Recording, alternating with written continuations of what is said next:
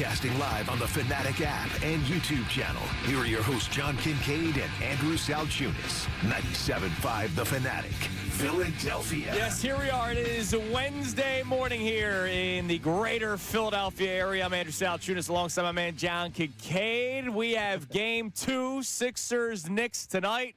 It was nice to have a relaxing evening. I am not going to lie to anybody. Whoa. I was in bed by like 9:05. 9:05. I beat you by 45 minutes. Yeah. And according to my bride, I was asleep by 8:25. Yeah. It was a necessary evening of taking the time off. I watched the Phillies take care of business against the A's. They win again, 7 of their last 8. And as soon as that game was over, I was like, all right. She says I was out. I don't believe I was out that early. She says I was out. I don't believe I was out that early. She says I was out. Do you snore? No, only if I drink wine. Red wine, and only when I first fall asleep. All right. So I am not a snorer. So just wondering if only there's when any that tells. No, I am like a sleep of the dead, though. Yeah, okay. You could come into the room. You could move furniture. You could rob the house. And I would not, unless the alarm goes off. Put out your address now. Unless the alarm goes off, I am not waking up. But it felt great to sleep. No, it felt great. I feel like I hibernated. I think the city needed it. And look, yesterday was a day where we reacted to 2 losses, right? So yesterday and it was a down day. Yeah, like yesterday sucked. Like, I'll be honest with you guys. It sucked. Like we got through the show, but one of the first things I said this morning when we were all together was yesterday sucked. It did. And not because I think we had a bad show. I just think yesterday sucked because we've been riding the high of at least one of the 2 teams winning. We have not had many both teams losing the same night over this stretch since the Flyers and Sixers both started their playoffs. So it's been fun to at least do the balancing act or the double positive day. Yesterday was the double negative day. That sucked. We were all tired. We needed that little respite. A little grumpy. And we're back at it today, and the Sixers are back at it today. And by the way, they needed their rest too because a lot of them talked about it was strange. I didn't realize just like how quick of a turnaround it was. Like they won late Saturday night, and they didn't get back to Philadelphia until 2 a.m. Sunday morning, and then they had to get right back up to Boston. I saw Bob Cooney wrote an article right on back it. up to New York. New York, yeah. Now New York is a hour train ride. Sure. Yeah, it's not far. Let's be honest. But they never really got to settle in. They had I got you. Bob wrote an article for On Pattison. Monday morning they had practice. So like there was like no settle in, no put your feet up day.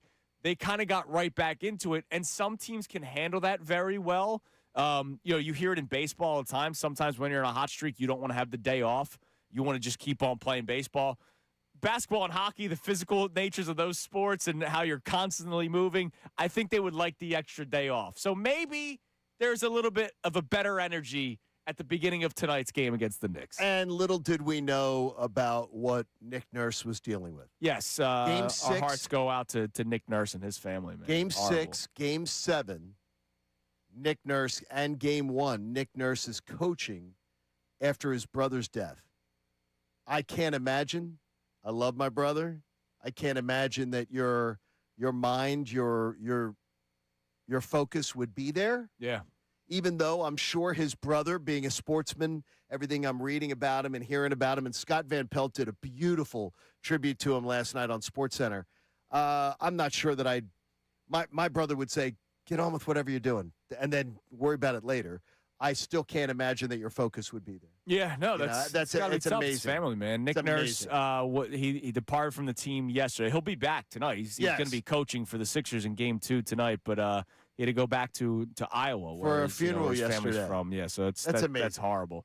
So look, Sixers they look to bounce back tonight, and our question to start the show, it's a 2-parter with the Sixers. One is how do you think tonight plays out? The other is how this series can change the narrative. Now, you might say, well, what narrative are we talking about? That's the point. Because yesterday was such a different day than Monday. So Monday morning, Johnny, after we were done and Middays with Mark started, I thought it was great. The celebration of that Game 7 win, I'm hearing John and Sean talk about how that was a legacy-changing series for Joel Embiid and a lot of members of the Sixers because they finally got over the hump of beating Boston. They won Game 7, right? And it was a freaking party.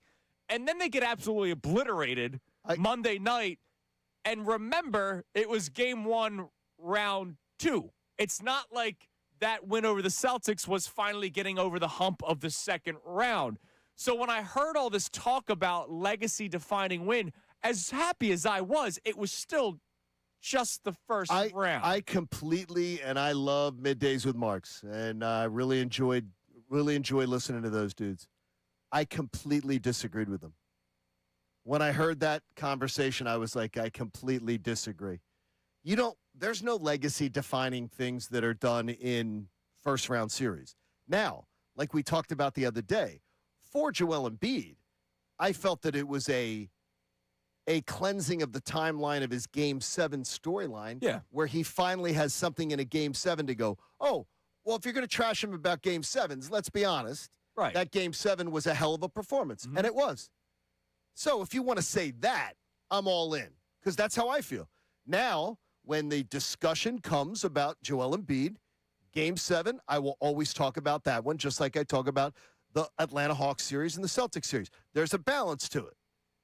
But defining and changing, no, not changing. Yeah, because here's the deal. No. If the Sixers get swept this series, nobody's saying, man, but the legacy changed. No, it did not. Beating the Celtics in the first round. No, it did not. And I know it didn't feel like... If you like... lose in 5, it doesn't change like that. I know it didn't feel like a first-round series against Boston because it's Boston, and we're used to the first round being the Wizards, the Nets, lesser opponents because over the years the Sixers were higher seeds. That wasn't the case this time around. They had to play Boston in round 1, and it was a spectacular win. So when we ask you how this series can change the narrative, it's kind of really about how you feel about them now. Like, if they win this series, there might be a lot of people that go, man, I look at Joel Embiid and this Sixers organization completely differently because maybe they weren't that high on Joel Embiid and the Sixers organization. If the Sixers lose this series in 4 or 5 games or even 6 games, the things that we said about them in round 1 reacting to the Game 7 win, not all of us, but some of us talking about legacy defining and legacy changing, do you quickly go back to, oh, yeah, they didn't get out of the second round, so maybe some of the things I said was a little over the top that Monday morning. It's totally out of it. And what I was shocked at is John and Sean, who I respect their acumen and their opinions and everything, but they were talking like they're not – they sounded like they weren't from here. Like, to me, I'm like, are you kidding me? We don't define people's careers on first-round victories. No. Are we serious? We ain't gotten out of the first round in 25 years. Stop it. Stop. Don't talk about career defining or anything like that based on first round. It means it was a great moment Saturday night. But unless we see something that's a building block, it's just going to feel like a moment. Yeah. It was a moment. I'm giving everybody a pass on that said that in the moment because of what that win was. It was an emotional win. Yes. It was emotional, and it was. And now as we get to the logical part of the conversation, you're like, oh, okay. Right, I might have been a little gassed up. So will we get a retraction from John and Sean today on that? I think it will depend on the series outcome. Today. No, because you're saying it was emotional. Today, if that's the case, John and Sean should hear us and go, yeah, that wasn't right. But if you I don't believe they would. If you beat the Knicks, you're right. No, but the thing is, you can't. Yeah, but that can't go like that. Either it's a career-defining changing of the narrative, or it's not. It is or it isn't. Is it or isn't? I'm telling you, it isn't. Unless that happens. At the end of the Knicks series, we'll decide if it is. It isn't until that happens. It's not. Hey, they're not wrong. They're just early. No, but you can't go early because it's first of all. Yeah, because you can't go right back You can't go, by the way, this is my opinion, if this happens. Or you can't say, well, now the legacy changed again. Yes. 2 weeks later. You can't do that. If they lose in 5 games. And I know John and Sean are not guys who, they're not, one thing I know about Marks is he's not a waffler. So, I mean, it's this, but I was surprised at that because I usually tend to agree with where they're going. Yeah. I didn't agree with that. I think it was a bit of a jumping of the gun. And Connor, to your point, I understand why. You mean the emotion of it? You understood. look, Monday morning, was freaking amazing. Sunday morning was freaking amazing. Saturday night after, like, I couldn't get off social media, man. Like, I was. Oh, it was like, so much fun. All the tweets, the celebration. Like, I couldn't stop watching NBC and everything. It's because we haven't experienced it. No, I It's literally like haven't. I literally have not experienced the Sixers beating the Celtics in the playoffs. Dude, I forget. I was a senior in high school. Yeah. Like, are you kidding me? It's embarrassing when you think about it. So to me, it's great that there's that excitement, but let's pump the brakes. This is the series. This is the series that will define now narratives. If Joel Embiid knocks off the Celtics and then the Knicks, it's amazing to go to a conference finals. Now that is something where you're talking about that is legacy. That is okay. Remember that run? Everybody will talk about the 26 run of Joel Embiid. All right, so and his teammates coming of age. So this series, is this the series that could change or solidify the legacy for a lot of people in the Sixers? Do you already believe that last series did it for a lot of people? Or how much can this still change everything? 610-632-0975. Now, the first part of the question was, how do you think tonight plays out? Because I think this is another how you feel about the Sixers answer. You either think that they win, or you think that they lose and it's close, or you think that they get crushed again. They lost by 39 freaking points in game one against the Knicks. I'm here to say I don't believe that's the case at all tonight. Like, I think they come back with a lot more fight and effort. We should not talk about effort, but unfortunately we do have to talk about effort. Now, I do believe a lot of it was tired legs and the emotional come down after beating the Celtics. But you got to prove that tonight. Correct. Like, that ends up being empty calories if you go out there and you lose by 15 points tonight. Like, I can't talk about emotional come down and being tired when you didn't even play really in the second half at all in game one. So, really, we're going to put a poll up on this. It's whether or not you think that they win, you think that they cover but lose, or you think that the Knicks cover, which the line is 7.5. I took the points yesterday as soon as you said it on my Bet Parks app, and I jumped on it. I love the Sixers. Now, this is cowardly, though. And one of my buddies was giving me grief yesterday. He goes, oh, boy, big man there, big pick, that I took the Sixers and I took the 6.5 with the Sixers. He's like, yeah, really going out on a limb there, taking 6.5 points. That's not exactly a bold prediction of any kind. But I do think it tells you. Lost by 39. But it does tell you that I think that I do believe this is a team that is going to rebound tonight because they've given me that belief system after game 1 and game 4 of the first series. Yeah, I think they deserve it. Deserve the benefit of the doubt. Yes. They do. They really do. All right, 610-632-0975. That's the number you can climb in. You can either text in, you can call in, or you can leave a voice memo on the Davis Honda text line. We're going to get into the Phillies in a moment, but you know what, John? We have an early call. We have our man Jordan in Westchester, and I think we need this because game 1 sucked. Yesterday was kicking the nuts day. It's game 2 tonight. What's up, Jordan? What's up, Jordan? Heck yeah, Salciunas. I'm just telling you that I was one of those guys that called Saturday night after that big Boston win, and I'm just telling you, respectively, you're all wrong. The legacy changed. It's just a stepping stone on the next one. Hey, Chunas, play that phone for me, buddy. There it is, Jordan. Thanks for the call, man. That was nice and easy. He says legacy changed. There are some people that will probably stick by that opinion. You're allowed to. I don't agree. Well, you're allowed to have, you know what? You're allowed to have bad opinions. You are allowed to have bad opinions. Because look, if they, not that we are. It's a bad opinion. If the Sixers go out losing 5 to the Knicks, the legacy didn't change. The legacy did not change. So stop it. I hope. Stop it. I hope that does not happen. It did and not that change. The legacy did change. But I mean, I think that's jumping the gun a little too much. But look, he's excited. No, we got to understand play the the excitement. song at 6:14 in the morning. Come on, it's game 2 tonight. We're bringing it. I need them to bring it tonight. Need the Sixers to bring it tonight. Yeah, they need to bring it, and I have every belief that they will. You know who's bringing it, Johnny? Who? The Fightins are bringing it. Oh, yeah, they've been bringing it. Phillies, they beat the A's last night 9-1. Now winners of 7 of their last 8 games. It was 1-0 early. Bryce Harper, another home run yesterday. He goes 3 for 4. He hits 2 home runs, the second one later, but he hit the home run in the third inning to make it 1-0. He's now batting .286 on the year with 9 home runs and 23 RBI. Elite. But the Phillies end up putting up a 5 spot in the 7th, a 3 spot in the 8th. They win 9-1, and they just continue to play better baseball. They look relaxed. They just look like a relaxed club. Or awoken. Yeah, I mean, is to me a team that's just. I think they looked too relaxed before. To me, they look like a team that was just going through the motions. They looked emotionless. They looked like a team that was just I saw very few like smiles. They just were blah.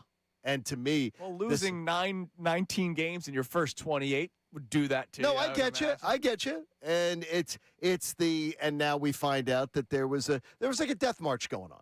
And that was what was going on. It was a team on a death march. Yeah. And they weren't really and they didn't have their focus. They seem very, very focused now. And I'm really enjoying Donnie Baseball's, let's just say his entrance into Philadelphia as the manager. Well, I would think so. It's winning a 7 of 8. Now again, easy opponents. And that's part of it. Yeah, but the good news is they weren't beating easy opponents early on. Correct. They were losing. Correct. They were losing to a lot of bad clubs. Now they got dominated by 2 of the best in the National League, in the Braves and the Cubs. Yep. They got dominated by those 2 teams, and they had to play them back to back. like 2 weeks in a row. They had to play them, and so. Horrible. But you could also say they helped to make them 2 of the best teams in the league. Sure. By they got to play. They got to play the Phillies. But to me, I'm really enjoying it. I just enjoy listening to what Don Mattingly is doing differently. What is he doing differently? I like the fact that he has a different effect on a baseball game as far as what he expects. Everybody is expected at any time, could be expected at any time to do things that a baseball player is expected to do. He expects his team to win every game, by the way. Isn't that interesting? Every game he expects to win. There's going to be it's not the give up lineup, the assumed loss. Everybody got on Doc Rivers in this town for the scheduled loss. Yeah, it's because no one ever got on Rob Thompson for it. Well, it's because Doc Rivers said it out loud. Well, Rob Thompson, even though he's right, but Rob Thompson showed you it over and over again, and no one ever got on Rob Thompson for it. And Don Mattingly, flat out now, twice has said he expects his baseball team to win every day, to go and win every day.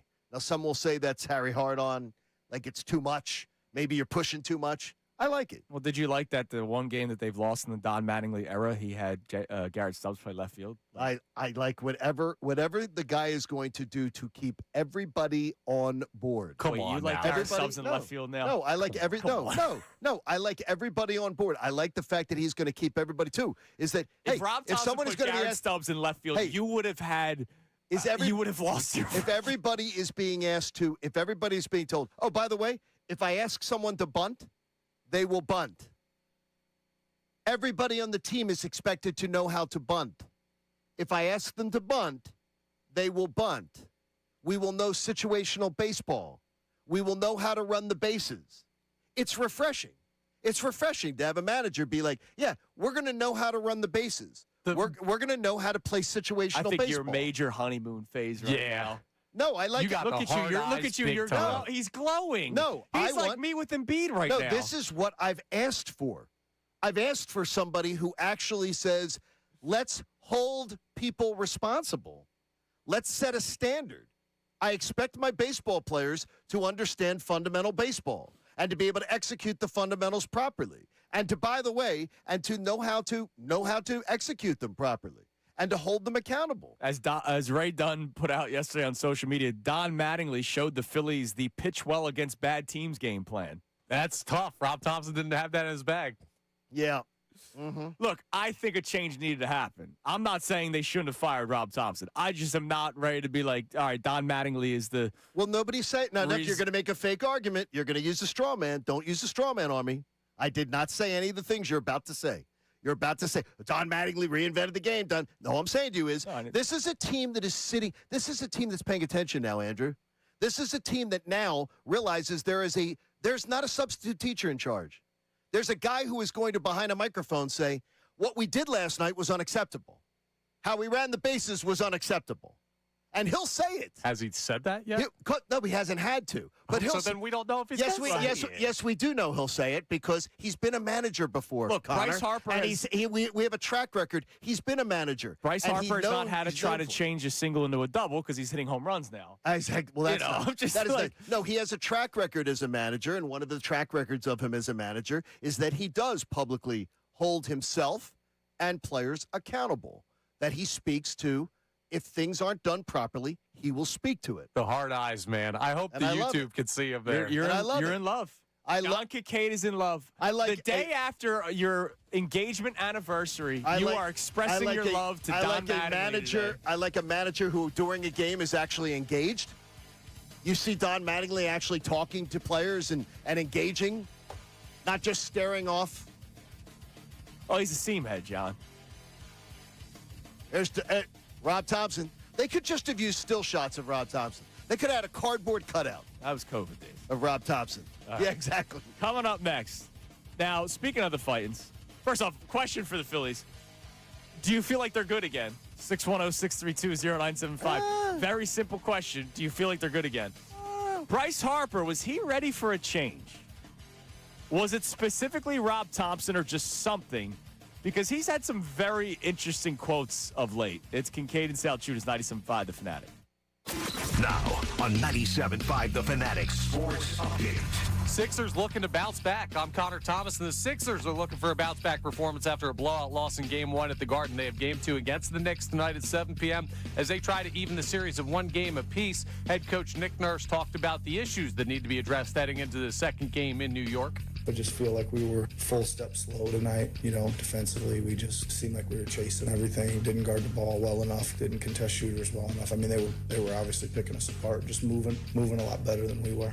Well, they got a day of rest there to figure out what they need to do differently, and you can hear if that pays off tonight live right here on 97.5 The Fanatic in Game 2. The Phillies won for the 7th time in their last 8 games last night, taking down the A's 9-1. Christopher Sanchez threw 8 shutout innings and struck out 10. Bryce Harper, 2 home runs in the win. He led the charge at the plate. Game 2 for them against the A's tonight at 6:40. Zach Wheeler faces off against Jeffrey Springs in the pitching matchup. The Flyers are off again tonight as their series shifts back to Philadelphia. They'll try and come back from the 2-0 deficit and make this a series. Game 3 is tomorrow night at 8 p.m. We'll talk to Adam Schefter coming up a little bit earlier today, 7:30, for the latest on what's going on around the NFL and the Eagles. This update is brought to you by Mattress Firm. Waking up drains, Mattress Firm sleep experts will help you find the right bed for deeper rest at the Memorial Day sale. Mattress Firm, they make sleep easy. I'm Connor Thomas for the home of the Sixers, Flyers, and Union, 97.5 The Fanatic and the Fanatic app.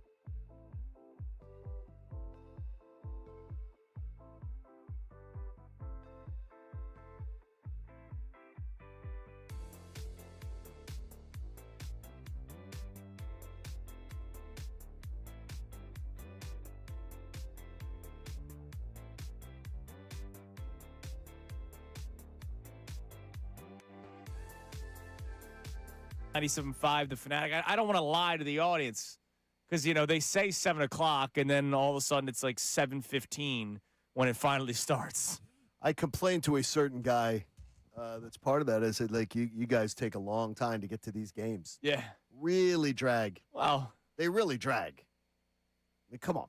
might Like, not be, how much pregame do you need? it might not be their fault. Yeah, I understand, but they're trying to sell advertising. I get it. Yeah, that's but exactly what it is. How many Which, times hey, they, pro advertising show here, Kincade. Yeah, I don't need it in Salciunas. pregame, though. I don't need that much pregame on TV. All right, Sixers Knicks. We're talking about it. I like the soccer. 610-632-0975. Where they have it like the next 15 minutes of game action is sponsored by like Progressive That's and it's nice. across the top. Yeah, That'd be cool. Everybody's locked in on that. Put it in, lock it on in.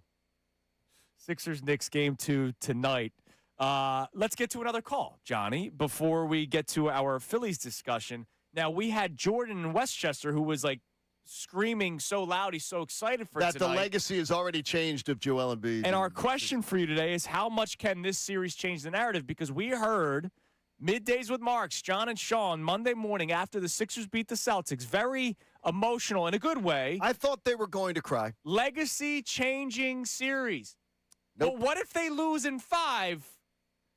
Are we still talking about how the legacy changed? No. Even me, the biggest Embiid guy there is, would still say no. No, it's a legacy enforcing series. The Knicks series has a chance to be a legacy reinforcing series. Yes. I don't get it. Like, look, celebrate this. Celtics series was awesome, and we celebrated it awesome. But come on. Well, it's a first-round series. we have a caller that's the complete opposite of Jordan. We have D in Roxborough, who we have the bagel bet with. What's up, D? What's up, D? Man, I'm gonna take it easy on y'all because of Monday. I'm not gonna go in too hard today because I'm still heartbroken about Monday. Let me just tell you Wait, this, hold on. What do you mean take it easy? What would you say that would make people upset? Or on us. Yeah. I'm done with it. I'm done. I'm just saying I'm done with it. He's got to listen. The Knicks series.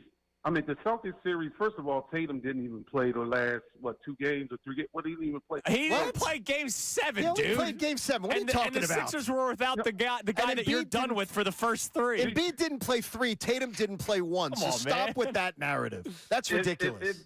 If Tatum played Game 7, we don't win. Get out of here. Oh. Embiid didn't play the first 3. Wait, Get outta D, here. hold on a second. What happened in Yo, games man, 5 and come 6 on, when y'all. Jason Come Tatum on. did play and the Sixers won games 5 and 6? come What are you on. talking about?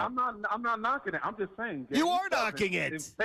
If Tatum would have played Game 7, the healthy Tatum, we would have had. Well, he's not healthy. And if Embiid played games 1, 2, and 3, they maybe win one of them, considering what they did in Game 5 and Game 6. So stop it. If your aunt had, you're telling me, and if your the aunt had Celtics- something, she'd be your uncle.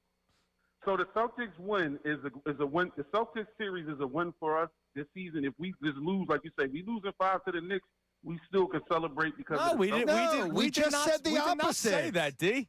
We just said Okay. the opposite. Okay, so I say this to say, as soon as I turned on the game, right, I came home, got something to eat, got settled in a little late, just a little late. Okay. As soon as I turn it, what I see, Embiid walking up, shooting a 3. He misses. Cat goes right back on the other end, less than 2 seconds and score. I knew the game was over after that. All right. As soon as I turn on the TV, I see Embiid at the 3 line. He walks up, nobody's on him. Instead of taking the ball and going down to the paint, he shoots a 3. And he misses it. They get the rebound, throw it up the court.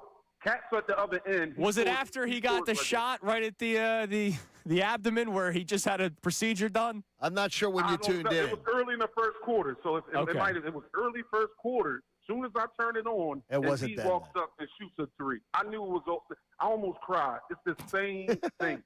It's the Maxey cannot do much unless it's focused. That's the problem. They feed off Embiid.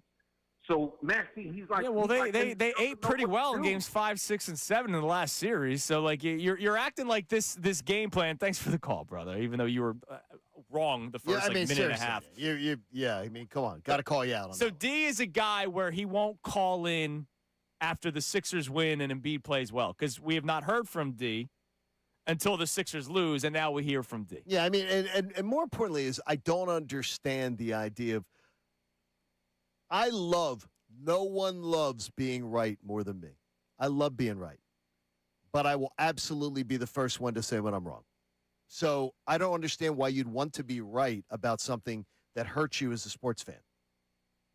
Like, he's a Sixers fan, right? I think so. Well, he does not. He's a Sixers fan. He wants to move on from Joel Embiid. I get it. He's not alone. I understand, but he wants to be right about an opinion he has where he's like written off Joel Embiid. Why do you want to be right about something that hurts you? Do you not want to go to the conference finals? Yeah, I would do you like not want to?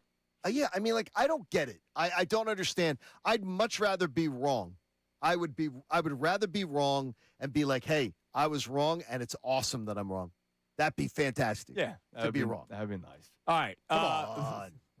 And those bagels are going to be delicious. They will be. Again, in case people don't know, the bet, D bet us before this series that Joel Embiid would not play in every game this series. So we'll see how that. Let's bet hope goes. that continues. And when he had the shot to the abdomen the other night, knowing what pain he is in, I was like, uh-oh. And he kept playing through it. He man. did. He and played he kept through playing it. through it. All right. So Bryce Harper. It's manager Bryce Harper. It's been an interesting, since really November. It's been really interesting, right? Bryce Harper with the not Chatty Cathy. His responses to it, either actually, vocalizing his responses or just by wearing a T-shirt. It's been interesting with Bryce Harper. And when Rob Thompson was moved on from a couple of weeks ago, he didn't really give like the best endorsement. It was almost Not at like all. We were waiting for something to happen. And he said kind of the same thing 2 days ago. Yep. We didn't have a chance to react to it yesterday because the Flyers and Sixers both played in a playoff game, and unfortunately they both lost. So we weren't really able to talk about this quote from Bryce Harper. Phillies were 6-1. They're now 7-1 under the managerial, the manager of Don Mattingly.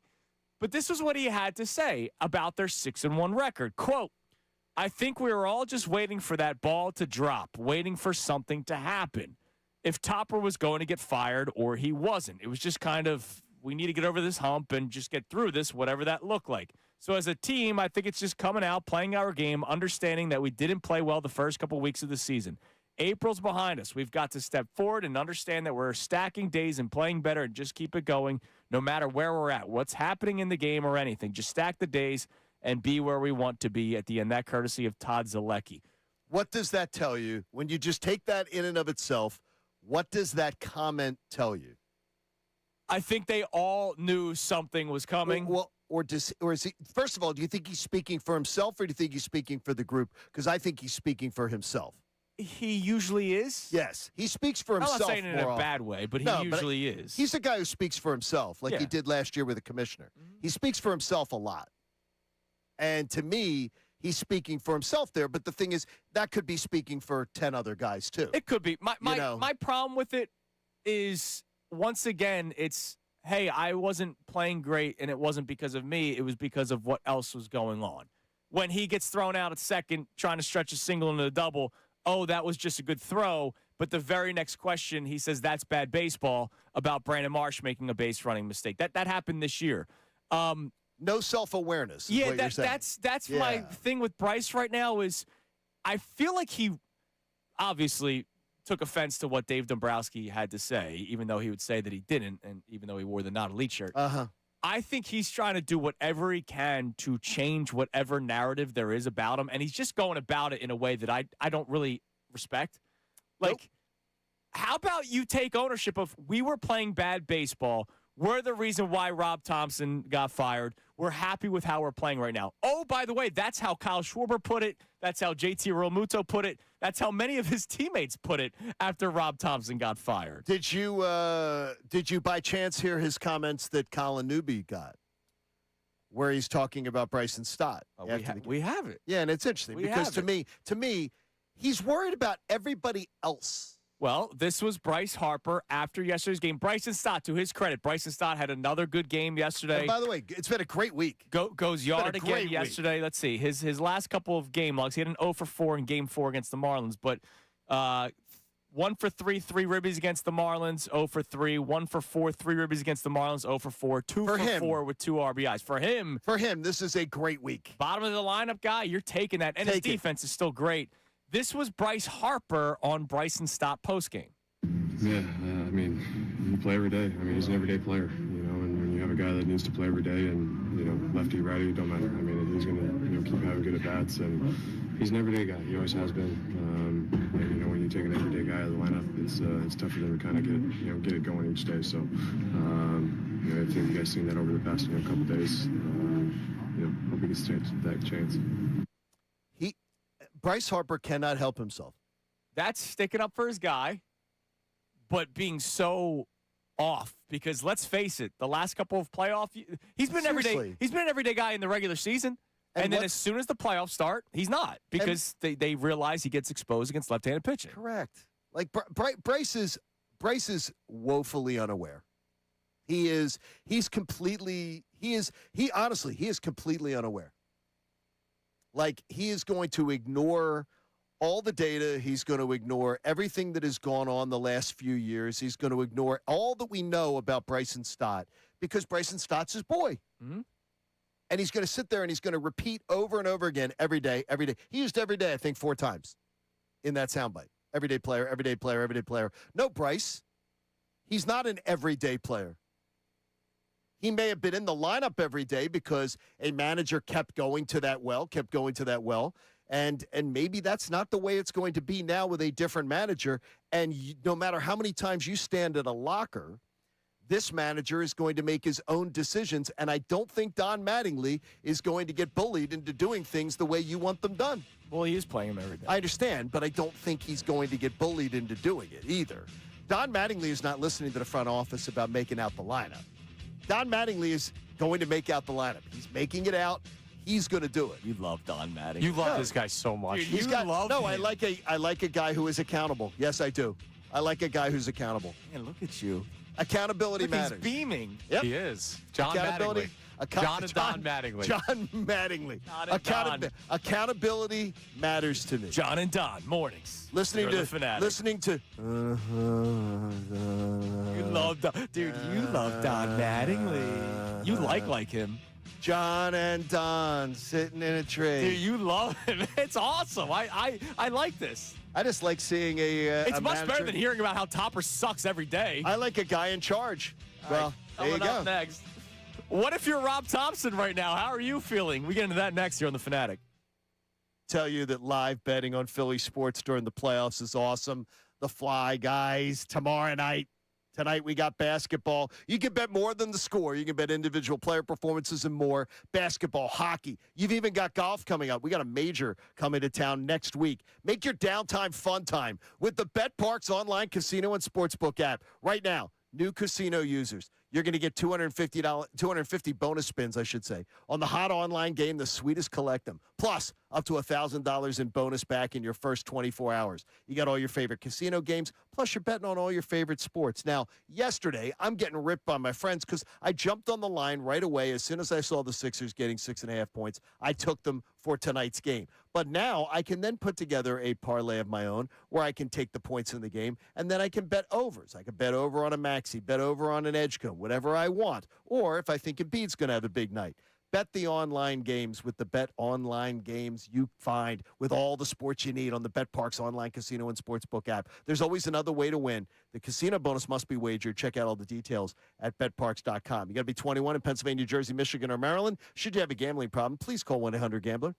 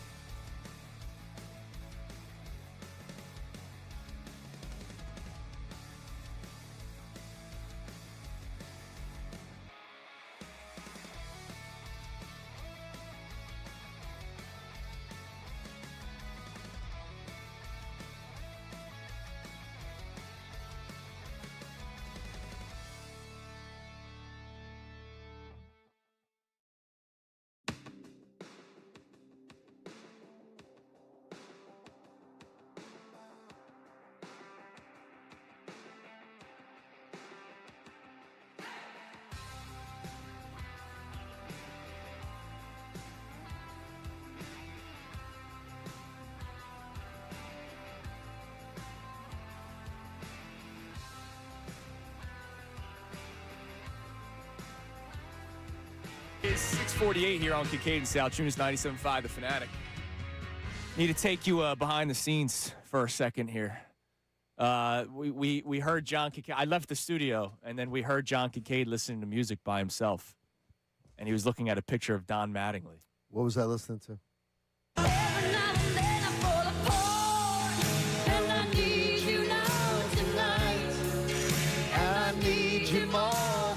And it was just a big picture of Don Mattingly. Only hold me tight. We'll be holding on forever. I love how much you love Be him. making it right. Have you ever cried at a wedding that you're not the one getting married in? Take it to the edge of the night. And love I'm is crying like at their a wedding right shadow now. on the other side. Yeah, I would. I'm happy for you and Don. It is good. It's great. Your relationship. It is good. 7 out of 8. Your relationship continues to grow. That's beautiful. It is as you know, if you enjoyed listening to the Eeyore press conferences of this is good. Player. He knew what he did wrong. I didn't have to tell him. He knows what he did wrong. Did you tell him what he did wrong? No, I didn't have to talk to him. He knew what he did wrong. If you like feckless leadership, you enjoyed the Rob Thompson administration. If you enjoyed No. I enjoyed winning baseball games. No, I enjoy and going to the World Series I and enjoy, going to the no, I NLCS. enjoy a guy, I enjoyed that. I enjoy a guy who holds players accountable, who speaks the game, who says to it what he's going to expect of players. And he's going to speak it out. And by the way, that's some of the things that with the Dodgers and with the Marlins, sometimes that caused a little prickliness with players. Because they didn't win squat. Because he's a guy who's going to he's going to call it out. He's going to call it out. You want Rob Thompson? I'll take Don Mattingly. All right. I'm just saying Rob Thompson has had far more success as a postseason manager than Don Mattingly. He's had really but look, good time. A change needed to happen. Right. I just am so amazed by your love for Don Mattingly. It makes me happy. Yeah, you could have brought in though Don Mattingly just happens to be door number 2. You could have brought in. I mean, they could have brought in. So it's not Don Mattingly. It's just not Rob Thompson. It is. I like the guy they brought in, but it could have been almost anybody. Now, I bet you Nick Castellanos would have loved playing here still. Yeah, but he might have enjoyed it. Yeah, he could be hitting 140 right now. He put on the boots, man. All right. He did. Now, speaking of Rob Thompson, one more thing before we get back to our Davis Honda text line, Feel the Davis difference. We have a poll of the day as well. Sixers related. Sixers talk still going on. Don't you worry. Sure. Ken Rosenthal had an interesting take. Here was Ken Rosenthal on his Foul Territory Network talking about Topper. It's interesting to see what Bryce Harper said after last night's game, which is basically we were all kind of waiting for something to happen, whether Thompson stayed or whether he was fired. And for whatever reason, it does seem to have had an effect on the team. Clearly, they're playing much better. Now, is the effect because it's Don Mattingly and not Rob Thompson, or is it the players are simply waking up, having snapped to attention that they got a manager fired? That's what happened here. The players got the manager fired. So maybe they're feeling some responsibility. I just don't believe that this is such a different program under Don Mattingly than it was under Rob Thompson. And I'll say this as well, guys.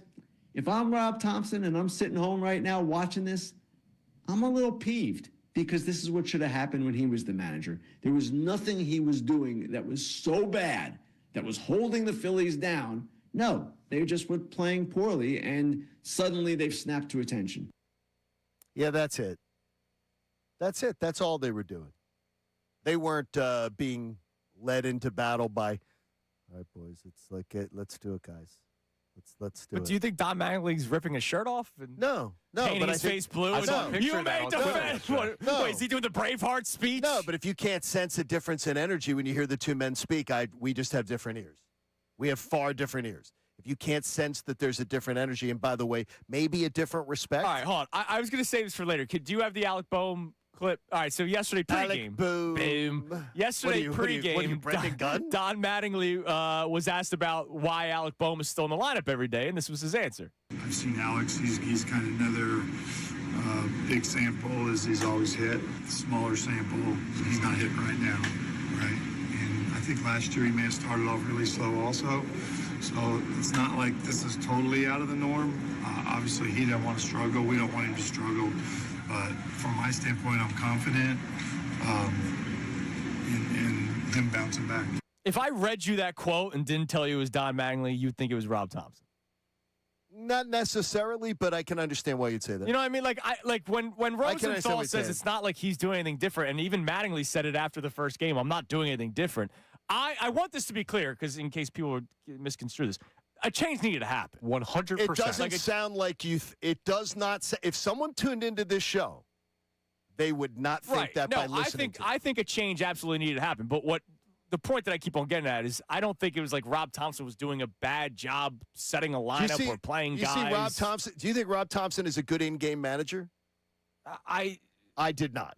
I thought he was a horrible in-game manager. I wouldn't pick him in a game of Connect 4. I wouldn't say horrible. I would take Cooper in a game of Connect 4 against Right, but what's the good in-game move that Don Mattingly has made where you're like, Thompson wouldn't have done that? It is. Does it tell you anything? In your gut instinct, guys, does it tell you anything that it's clear that Bryce Harper in no way is going to throw him even a complimentary life raft? Yeah, but everybody else did. Like literally everybody. That's a Bryce. What does that? But what does it? But what does that sort of tell you? You ripped Bryce last year. But what does it? What is it? But what does it sort of tell you? That Bryce had something weird going on. And we've known that for months now. I think there's a chasm in that room. I think there's a chasm as far as that room's not unified. Let's put it that way. It wasn't unified last year when the commish came in. Sure. It wasn't unified last year with the whole Castellanos-Harper stuff. It's not unified right now. And right now, that is going to be something that's going to have to come together because Bryce is obviously speaking for Bryce. Yeah. Which, by the way, he's entitled to do. Look, and maybe he's entitled to do. And John, that. maybe he was speaking for Bryson. Maybe Bryson Stott's sitting there going, "Man, I should be in the lineup every day." And by the way, Mattingly's giving him that opportunity. He is, but it's like, do you have to? Does Bryce have to take shots at Rob Thompson? No, he did not. So what does it tell you is that that's going on? There's a faction that he's speaking for, or he's just speaking for himself, that he's just got to sit there and he's got to dig at Rob Thompson. Jalen Hurts didn't have to say, remember with the Kevin Patullo thing. Right. It's like you're taking, it's all done with agenda. There's always an agenda with Bryce Harper. Yeah, he couldn't ad-lib breaking wind after a baked bean dinner. But Bryce not Everything's liking the done guy with an agenda. doesn't mean that he was doing a bad job. What do you mean he wasn't doing a bad job? What I said. Like I think the Phillies were playing really bad baseball. The players. So you don't think he was doing a bad job? I don't know what Rob Thompson did in the first 28 games that was like he stinks. I would just tell you is that the guy has literally led you down where sinking ships when the pressure was on and Rob Thompson was your manager. This team failed over and over and over and over again, and he made horrible managing decisions over and over again, except the Mets series. There was a book written. Sports Dad 215. We have a new Vrabel Rossini, and it is an AI photo of you and Don holding hands. Is it the book like this? Or what was it the other night? No, you guys are sitting in the dugout. A Titanic. Together. All right, coming up next, we get back to our Sixers discussion as well. How do the Sixers bounce back tonight? We were stunned by something they did in the first quarter on Monday night. That can't happen tonight. We'll tell you what next. It's Kincade Salciunas, 97.5 The Fanatic. Now on 97.5 The Fanatic Sports Update. Trying to clean things up in Game 2. I'm Connor Thomas and the Sixers. That's what they're trying to do as they get ready for Game 2 against the Knicks. Game 1 at the Garden, a blowout loss, and they have Game 2 tonight at 7 p.m. They're trying to even the series, one game apiece. Nick Nurse talked after the Game 1 loss about what the team needs to clean up. Yeah, I mean, it was super physical. You know, there's spotty hits, there's slaps, whatever, but you got to be able to at least secure the ball and not cough it up. I think we coughed 2 of the 3 up for pick sixes, and that's just, you can't do that in the playoffs. And it's going to continue to be a physical series against this Knicks team, so we'll see if the Sixers can handle it tonight. You can hear that game live here on The Fanatic. The Phillies won for the 7th time in their last 8 games last night, taking down the A's 9-1. Christopher Sanchez threw 8 shutout innings, struck out 10. He was incredible. Bryce Harper, 2 home runs at the dish. Game 2 is tonight at 6:40 p.m. Zach Wheeler faces Jeffrey Springs in the pitching matchup. The Flyers are off again tonight as their series shifts back to Philly. They'll try and come back from the 2-0 deficit they're in and make this a series. Game 3 is tomorrow. tomorrow night at 8 p.m. That one you'll also be able to hear live here on The Fanatic. Adam Schefter, a little bit earlier today, joins us at 7:30 to talk about the latest news around the NFL. This update is brought to you by Anheuser-Busch. Flyers playoff hockey is here. Catch the WMMR and Fanatic Flyers Block Party live broadcast presented by Michelob Ultra Thursday and Saturday, leading up to the home Flyers playoff games. Win autographed jerseys, 21 plus. Please enjoy responsibly. I'm Connor Thomas for the home of the Sixers, Flyers, and Union, 97.5 The Fanatic and the Fanatic app.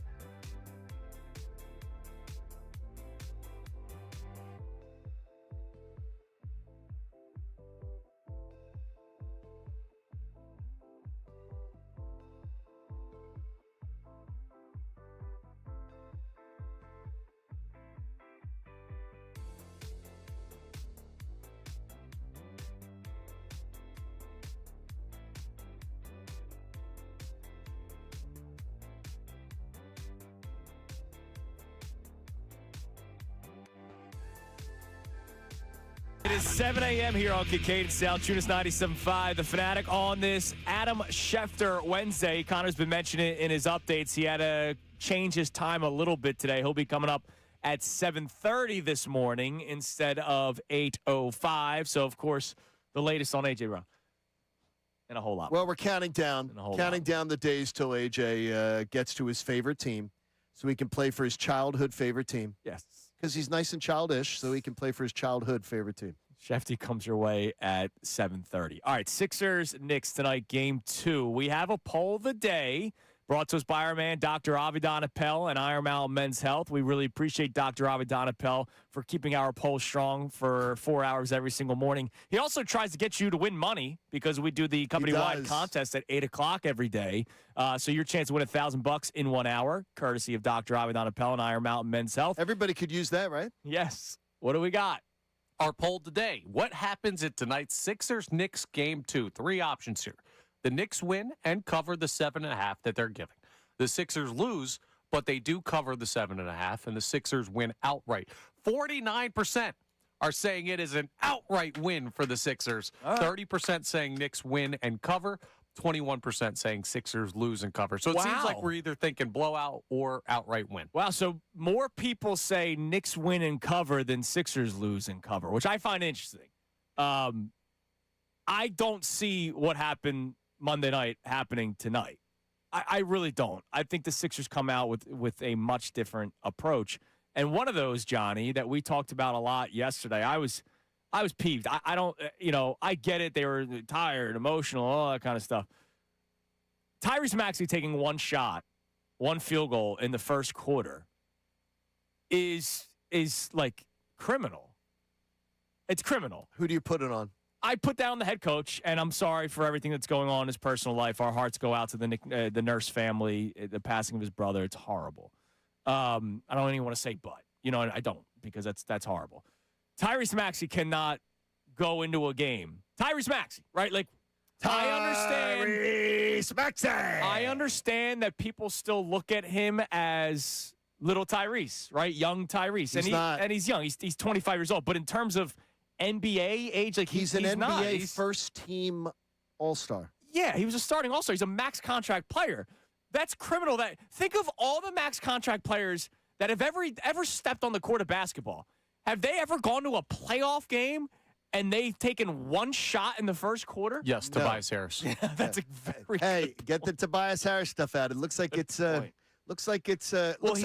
he's not max contract player Tobias Harris. Yeah, it looks anymore, like it might have been here that was the problem. No. Yeah, it looks like it might have been here. No, the assassin scorer. Yeah, he's doing really, really well. I've given him his credit. I don't think it's a Philadelphia thing. It's the Tobias Harris thing. He was really bad last year in the playoffs too. Yeah. Really good. Tyrese Maxey needs to be involved a lot more, and it has to start immediately.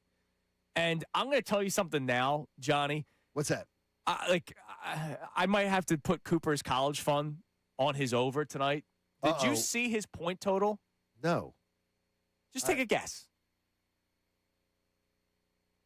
Tyrese Maxey, first, starting All-Star. 22.5. You're close.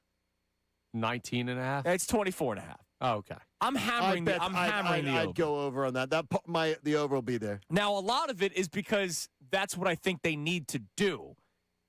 I'm not making this bet on, hey, man, he's going to have a big night. No, I'm making this bet on this better be the case, because they're not going to win this series with Tyrese Maxey not being a focal point of their offensive attack. Oh, by the way, that's any series moving forward at this point. I've been asking for this Shaq D-Wade thing for years now. Yes, you and I talked about it on post-show headlines after the Game 7 win because we saw it, right? Like, Maxey and Embiid both had a very good night, but who was the closer? It was Tyrese Maxey. It wasn't Joel Embiid, who could potentially be in the Hall of Fame one day.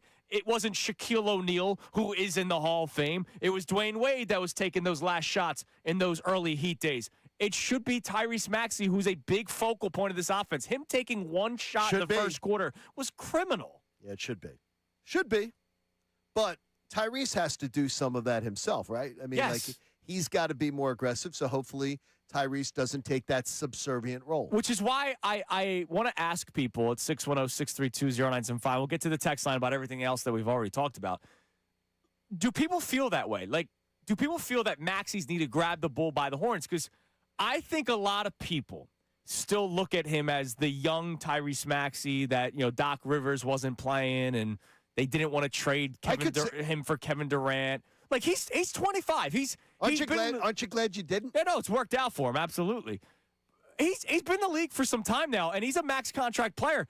We can put all the blame on Nick Nurse that we want. Tyrese Maxey's got to say, no, dog, give me the ball. I'm Tyrese Maxey. It can't be little Tyrese anymore. He's Tyrese freaking Maxey. Okay. And I don't know how many people view him that way. No, I think they people still view want to look at Embiid him and young. Paul George, and it's like, these are the big guys. These are the older guys, max contract guys. So is Maxey. He's a max contract player. I honestly think it's part of the people, though, that I think it's your people who judge him that way and look at him that way. But I don't. I think it's the Embiid cult. Yeah, but I don't look at him But that I think way. it's the Embiid cult that looks at him that way because they are dying for Embiid to be the guy. So they look at him as the subservient guy when we know, and you've been saying it, and you've been saying it to your credit, you've been saying it. It's got to be Maxey. Yeah, Maxey's got to be. It's got to be. You've been saying it longer than this year. For 2 years Right. now. It's got to be Maxey. But I believe it's the Embiid cult members. I also don't know if it's necessarily Embiid cult. I think it's we don't like Embiid people, so we're not going to say much critical things about Tyrese Maxey. I don't get it that way. I think it is that because I think that's what they want. They want Embiid to come through. They want to end up being right on that opinion about Embiid. They want to see this. It's got to be him. It's got to be him. Let's have it be him. Let him be the guy. I haven't seen a lot of feed Joe stuff in this postseason run. If anything, we're seeing less Joel. Like the game plans we've been mad at have been the ones that have gone through. Game four Boston and game one New York. Let's get Embiid going early. Look, I understand the Karl Anthony Towns side of things. Like I do because Embiid's owned them. I get why you would do that, but it can't be so much where it's Maxey's taking one shot. You can balance it. There is a balancing act that's allowed to happen. I don't. I don't understand it, and, I don't get it. I can't figure it out. I can't figure out why that would have been your plan going into that game, especially after you watch Game 5, 6, and 7. Nope. Can't understand it. That, to me, made no sense. And also, here's why. Because he's averaged 28 points, 9.4 rebounds, 3.5 assists in his 14-game career against Karl Anthony Towns. And what success have they had against the Knicks when it mattered? And more importantly, is you've seen 5, 6, and 7. You've seen what they've done. This is a different team. This is a completely different Sixers team than any team they've had in the past. So you got to use the young legs. And if you're telling me the Sixers knew, and you're reading it from the beat writers, the Sixers knew how tired they were going into that game. Yeah. So what are you doing? You're leaning on Joel Embiid to be the main guy? The least likely guy. If you're going into a game and you're saying the Sixers are going to be tired tonight, the least likely guy that you want to be leaning on is Joel Embiid. He's the least. You go down, you go, okay, the team's tired tonight. Embiid's the one, and it's understandable. He's coming off major surgery, and he busted his backside to come back. I respect the hell out of it, but that to me is a dumb game plan, and hopefully we don't see it repeated tonight. That would be my it better not. I mean, it clearly didn't work. Like they can't do that. By the way, again. the defensive game plan didn't work either. No, and they had a great defensive game plan against Boston. Every time they had to make an adjustment, they did. Hopefully they can show again that they have a great adjustment. I'll buy into the lack of time and rest and all that kind of stuff if they play well tonight. If they play poorly tonight, then we can't. That excuse has to go out the window. Then it's just they're getting outclassed by the New York Knicks. What do we have on the Davis on the text line? You can feel the Davis difference. Check them out in Burlington. We've had a couple early callers today. We appreciate you. You can call in the old-fashioned way at 610-632-0975. The old-fashioned way on a phone. But what do we have on the text line? We have text and voice memos. Is that correct, Connor? That is correct. Now, we'll start with a text here from Derek in North Philly, who's talking about this Tyrese Maxey thing that we were just on. He says, stop with the coach. Tyrese should call his own number. He has the ball in his hands. He goes to the rack and passes far too much. Yeah, I mean – I think that gentleman is fair. Part of it's probably game plan, like, hey, this is how we're going to start. But if I'm Tyrese Maxey, again, think of the max contract player that's saying, okay, I'm deferring. Like I'm going to defer my own accomplishment for somebody else. Yeah. So who's doing that? Like sometimes I feel like it's, well, he's young. Like, no, dude. Like he's. Let's go, dude. He's max contract. Let's go. Let's go. You don't make it. You're not making a false point there. No, I need more from Tyrese Maxey. I need more from Embiid. That's not Paul unfair. George and all this. But Maxey's of the three. He's the big three. He's of the two. All due respect to Paul George, who's been shooting the lights out in the postseason, playing great defense. It's Tyrese and Joel. Yeah, those are the two focal points. Yes. All right, what else we got? We also have Xavier checking in. Xavier in Newtown Square. My man. On the voice memo. Good morning, you guys. Xavier from Newtown. Look, last night I went to sleep pissed. This morning I woke up pissed, and now I'm driving to work pissed. Man, look, I just don't understand what the whole point of trading Jared McCain at the deadline was for. Josh Harris, I hate this guy. Just a grimy person. I hate his face. You traded him. You picked up Campaign. That was such a big move. And this guy's not even on the team no more, not contributing in any type of way. And meanwhile, you got Jared McCain, 15 minutes, 12 points last night. Yeah, look, McCain had a good game. Hold on. In fairness, because we do it too, we have not talked much Jared McCain recently because he has not really been playing as much, whereas yesterday he did have a good game for the Oklahoma City Thunder. But we also have to point out Quentin Grimes has been playing good basketball for the Sixers. He has been, but who would you rather have? Long-term, McCain, but right now, Quentin Grimes. The way Quentin Grimes is playing defense coming off the bench, Jared McCain would not be doing. Okay, I got you there. But you can understand the gripe. Yeah. You can understand the gripe. It was an unnecessary trade. That'll forever be my take on it. A stupid move. I thought they were going to make a move after that. They did not, so it became an unnecessary trade. And Xavier, could I just get you on one thing, please? As someone who was a native of that area, my church, my grade school in that area when I was a kid, it's Newtown Square. Don't shorten it to Newtown. Come on, you're from the square. And what did you say about the square this morning? So met somebody from Hamilton Square. So John met somebody from Hamilton Square, and Connor's like, "Where's that?" I was like, "Well, it's right near Hamilton." Connor's like, "Oh, I've only heard of Hamilton." I didn't know Hamilton Square existed. And I said, if you put square at the end of it, you are automatically telling everybody that you're from, a fancier area. Like Newtown Square is fancier than Newtown. Name it me just is. Name me the town that has square at the end that isn't nicer than the one that doesn't have square at the end of it. If you add square, now it automatically makes it fancier. I'm absolutely fascinated by Andrew's little social experiment here, and in my head I'm going, yeah, he's right. I'm serious. Like if you said Rittenhouse, but then you add Rittenhouse Square, it's like, whoa, that must be a nice area because it's square. As soon as you put square, it changes. I bet you the tax bracket's different.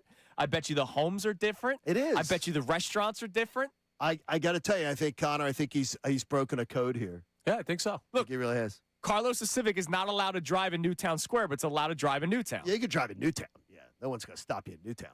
By the way, incredible appearance last Saturday. I had to fill in for Bill at the Legacy Club, which is beautiful. Very nice. It's a private golf course in the Cherry Hill area. And I stood out when I pulled into the parking lot with Carlos. I bet you did in Carlos the Civic. Bet you did. I had a couple eyeballs look my way like, they're letting everybody in these days, huh? Yeah, I'm telling you. They're like, yeah, thanks a lot. Great area, though. It was beautiful. Great. All right, let's go to our man Tasty Cake, Dom. What's up, Dommy? Hey, Andrew. Hey, John. What's Connor. up, buddy? How you guys doing? We're doing well, good. Man. They're going to bounce back tonight, Dom. They're going to bounce back. Yeah, I think that game was a flush-it game. I really do. There was no defensive intensity. They didn't contest. But I think the Sixers have been pretty good at policing themselves. So I expect a lot more tonight.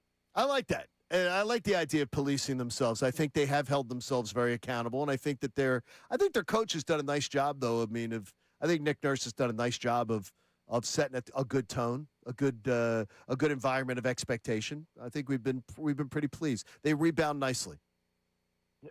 I always am going to bet, John, on Joel versus Cat until Cat had but through the history of their one-on-one, Joel eats him up. Yeah, no, I understand why they were saying let's make Embiid the focal point, but it can't be let's make him the focal point and Tyrese Maxey, you just stand there. Like, Tyrese Maxey has to be freaking involved. Yeah, you can't do that. Absolutely. And, John, can we relax on Jared McCain's averaging 3 points in the playoffs? I mean, come on. That's because he's not getting as much time. He was irrelevant. He's been irrelevant. No, he's not irrelevant. He's not irrelevant to this organization going forward. He is absolutely not. There was no reason for that trade, so there's no reason to just relax on it. It was stupid, Dom. Don't make excuses for it. It was stupid and was unnecessary. Come on now. There's no reason they had to make that deal. What's going to be really interesting, and Dommy, thanks for the call, brother. Can't wait for tonight's game. What's the future of Quentin Grimes with the Sixers? Because remember, it was always we want Grimes. They could not work out a long-term contract, so they get him back for 1 year, and they trade McCain. And there was a point, like as of 2 weeks ago, where Quentin Grimes was playing himself out of Philadelphia. Correct. Because if the Sixers did not beat the Celtics, Morey's fired like the Monday after. Absolutely. Nick Nurse might be gone. And then you're going, all right, well, the next GM's not tied to Quentin Grimes. That feels like a very attached to the hip of Daryl Morey move. If they continue to win, then we'll see what happens with Grimes. Right. Then we'll find out. But I mean, there's no reason. Don't try to spin to me that it's not it was a stupid move. It was just unnecessary. It was unnecessary. Why'd you do it? And no revisionist history on this now. It was bad. Can't wait to use what pick is it? 22? Yeah, that's great. Yeah, it's great. They might find another Jared McCain. They're going to go try to get a Jared McCain with a pick worse than they drafted Jared McCain with. Maybe it's a Jared McCain that can play defense. That'd be great. Mm-hmm. Or as a wing. By the way, I just Googled it. Are areas with the word square in it nicer? According to Google AI, which is always accurate. Oh, yeah, that's never wrong. Areas with square in their name are often, but not always, nicer, more walkable, and more central, functioning as the historic heart of a community. Historically, these areas were designed for community gathering, featuring markets, benches, fountains, and surrounding shops. Look, usually fountains are in nice areas.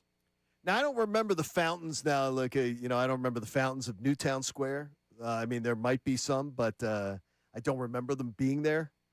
But there was water fountains at St. Annie's. See, we're losing it because we got mad people on the text line now, mad about the town stuff. Like, they're saying Newtown and Newtown Square are very far apart. Newtown is nicer than Newtown Square. No, it is not. Wait, do we have turf wars right now? We have town beef. And no, it is not. We got to focus on the Knicks. I don't think we have time Newtown is not better than Newtown Square. What town's better, Newtown Square? No, it is not. 610-632-0975. We got turf wars going on right now. We love both of them. Thank you for listening. You can love both. I don't have ties. John's got ties. You can love both. Well, yes, you can love both, but please.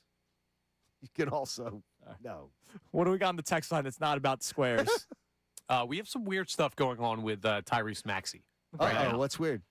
Just this discourse that is kind of bubbling on the text line today is interesting. So I might have struck a nerve. I think you did. Jay from Westchester checks in and says, "No, I think some of this is Maxey's fault. He's always super giddy, smiling, friendly, etc. He doesn't seem to have that dog type of reaction in him. I'm not saying he doesn't have the dog type mentality to where he just takes over, but he's not the type to walk over someone when they're on the ground. Therefore, I think people just don't view him how they view some of these Max type guys." I disagree. I disagree. I think also. Maxey does have that dog in him.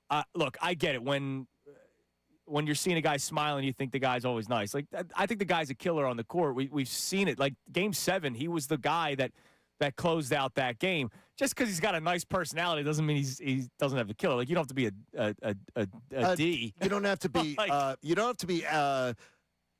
Dylan Brooks. Look, I'm going to tell you. Dylan Brooks is a perfect example. Like, Dylan Brooks is a role player, right? And because he stares down guys. Lance Stevenson, remember those days? Because he's blown in the ear of LeBron. Just because Allen Iverson and Tyrese Maxey are completely different types of people. Sure. They're different types of guys. They're completely different people. And it's just as one, and they can each have dog in them in their own way. But what I think Maxey needs to do is say, give me the damn ball. I think he does too. That might be something he may not have. He might need to say it to his coach, though. Maybe, yeah. More. And I think his coach understands. And I think it happens tonight. It better. Tyrese Maxey over under 24.5 points. I can't wait to rush to my FanDuel Sportsbook app and put in the over for the 24.5. Then get on it, baby. That's my lock of the night. Get on it. All right, coming up next. Adam Schefter has to come on a little bit earlier today, so he joins us coming up next. It is Kincade and Salciunas, 97.5 The Fanatic. Let me tell you, with Mother's Day right around the corner, and I'm talking Sunday, that means you have till Saturday to get it done because you're not running out Sunday and getting anything of quality to thank your mom, to thank your wife, to thank anybody in your life who served as a mom to you with a great gift from Benari Jewelers. So you have till Saturday. Get into Benari in Exeter, Newtown Square. They've got an amazing staff. You walk in the door, you say, John Kincade sent me from the Fanatic. And you are going to be helped by an incredible staff. You tell them what price point you're looking for. They can find the perfect gift for her. Maybe she wants a pair of classic diamond earrings, something that she can wear every single day. You get her a bracelet. Again, something that can be added to her wardrobe of jewelry that she's going to wear every single day. Or a pendant necklace, maybe with some colored gemstones that represent the children that she brought into your life that made you a dad. You see, it's your job to make sure that Mother's Day is perfect. Every mom's favorite gift is going to come from Benari Jewelers because when it comes to honoring mom, Benari's showroom has all the great gifts and has a staff that's going to help you find the perfect gift in your price point to make sure she is properly celebrated. You have till Saturday, guys. Exton, Newtown Square. Do a little online shopping at BenariJewelers.com. Then go visit them. Tell them John Kincade sent you. And when she says thank you Sunday morning, you can thank me later. Now on 97.5 The Fanatic Sports Update. Sixers gearing up for Game 2. I'm Connor Thomas, and the Sixers, they need a bounce-back effort after their blowout loss in Game 1 to the Knicks at the Garden. Game 2 of that series is tonight at 7 p.m. as they're looking to even it up at one game apiece. Head coach Nick Nurse talked after Game 1 about the issues that he saw with his team in the tough loss. I just feel like we were full step slow tonight. Defensively, we just seemed like we were chasing everything, didn't guard the ball well enough, didn't contest shooters well enough. I mean, they were obviously picking us apart, just moving a lot better than we were. They'll have a little bit of time off still before they have to play tonight, more than they got coming off of the win in Game 7 in Boston. Hopefully that leads to a better result for them. You can hear that game live right here on 97.5 The Fanatic. Phils won for their 7th time in the last 8 games last night, taking down the A's 9-1. Christopher Sanchez, 8 shutout innings, 10 strikeouts, dominance on the mound from him. Bryce Harper had 2 home runs to lead the charge at the plate. Game 2 is tonight of that series with the A's. 6:40 p.m. first pitch with Zach Wheeler on the bump for the home 9. Flyers are off again tonight as their series shifts back to Philly. They'll try and come back from the 2-0 deficit they're in. Make this a series. Game 3 is tomorrow night at 8 p.m. Adam Schefter joins us coming up next for the latest news around the NFL. This update is brought to you by Aleve. Whatever the forecast, aches and pains can cloud up a perfect day. With just one pill, Aleve provides up to 12 hours of pain relief, so you're ready for sunny skies ahead. Use as directed. I'm Connor Thomas for the home of the Sixers, Flyers, and Union. 97.5 The Fanatic and the Fanatic app.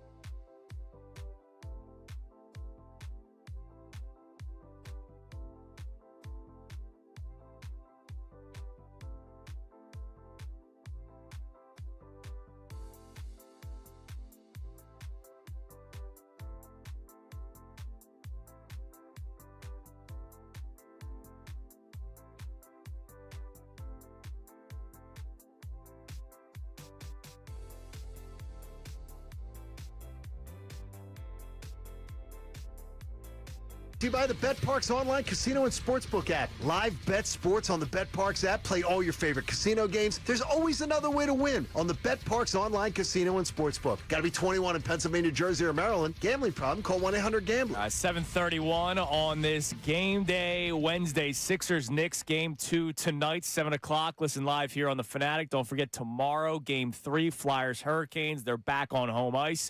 That game also on 97.5 The Fanatic. But it's also an Adam Schefter Wednesday, Johnny. He had to move up a little bit today. We'll do a little replay later on the show as we normally would. But joining us now here on Kincade and Salciunas from ESPN, our man Adam Schefter. Shefty, good morning.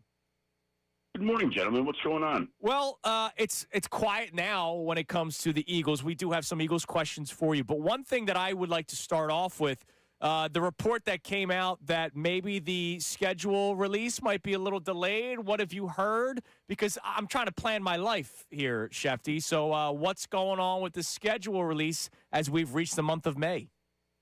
Well, you're not the only one that is trying to plan their life. Everybody's been trying to do that, and everybody's waiting for the NFL to weigh in with exactly what they've decided and where they're going with this particular situation.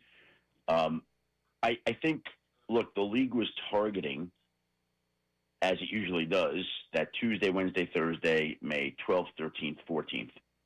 And I think the reason we haven't gotten an announcement so far about the date is I think there's another package of games, a 5-game package, that the league is working on selling. And I think that somehow, again, I don't have all the details, but that somehow enters into the delay of why we don't have a specific date yet as to why there's no official schedule release date yet. And everybody's waiting. Like, my month of May, I'm trying to plan my work schedule, and I can't do it right now. And I've texted a few people, hey, what do we got? What do we got? What do we got? Nothing yet on a date. So, again, the more it goes on like this, that I would hope that there's an announcement today that it'll be next week. That's my hope. But the league has left open the idea that if they need to, they would push back to that following week. So that's the situation, and we're just waiting right now. How much is the manipulation about star players, matchups, wondering about, there's been speculation about, well, is Aaron Rodgers going to be a Steeler? And if he's a Steeler, then they want to have Steelers more in prime time. How much does that really come into play, or is that just more talk? In this particular situation, I don't believe it enters in very much at all. Now, if for some reason Aaron Rodgers decides that he's not returning to Pittsburgh, they always could pull back. But I would think that they are operating under the assumption that Aaron Rodgers will be back, and we'll see how it goes from there. Shefty, I know we've talked about A.J. Brown till we couldn't really think of any other angles at this point. But believe it or not, I have another one. Good. And I'm not trying to bring up the biggest story in the world, that is the Mike Vrabel situation. But I'm curious, if this continues to get worse, is there any chance that Mike Vrabel takes a year off from being the head coach of the New England Patriots? And if that does indeed happen, does that change the wishes of A.J. Brown? I would say that right now there are zero plans for Mike Vrabel has zero plans to step down. Patriots don't have any plans for him to step down today. As we've seen in this particular situation, it continues to take twists and turns where you think the story may be subsiding and it's not. Mm-hmm. And I would say that as long as there are no other flare-ups or revelations or videos or pictures or whatever it may be, as long as there's nothing else, I would fully expect Mike Vrabel to coach next year. But are there going to be more things that come out? I have no idea. But no idea. Is A.J. Brown's decision, I mean, I hope you get where I'm getting at here, is A.J. Brown loves Mike Vrabel. So let's say this does happen in a world, even though you're not expecting it, in a world on May 25th, there's this big bombshell, and Vrabel goes, I need to take a year off because this might be a distraction to the team. Does A.J. Brown have second thoughts? No, I don't think so. I think that I expect that trade to proceed when the two sides are able to come together and formalize a trade that would send A.J. Brown to the Patriots. I'm a little surprised that there isn't more blowback because of the fact that Mike Vrabel came out and completely denied it and made fun of it when it first came out. And then it's like, oh no, it really happened. Like his whole thing, this is laughable, this is a joke. And then it's like, oh yeah, well, it did happen. I'm surprised that there's not more blowback from that, from the league and from the Patriots organization. I don't know what to say about that. I think the situation has gotten a lot of scrutiny. I think as it has unfolded, I think Mike Vrabel's has come more under fire than he certainly did at the beginning. I don't know, to your point, that part has been questioned as much. If you go back to the initial statement, if you just say laughable, I believe was his term, that it was laughable. That is correct. And so to me, he completely lied. And then when it's exposed that it was the truth, it's just like, oh yeah, now it's the truth. I think that's crazy, especially for a leader of men and the CEO of the face of an organization. What is the old expression, John? It's the cover-up is worse than the crime.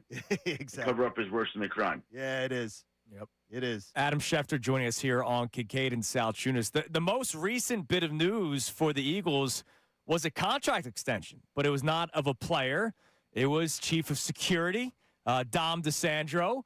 Curious, Schefty, because normally the chief of security is not really talked about much with like any team, but he's like a cult hero here in Philadelphia. What have you heard about Dom DeSandro's role with the Eagles that has led to this love between him and the organization? I'm just curious what you've heard about him.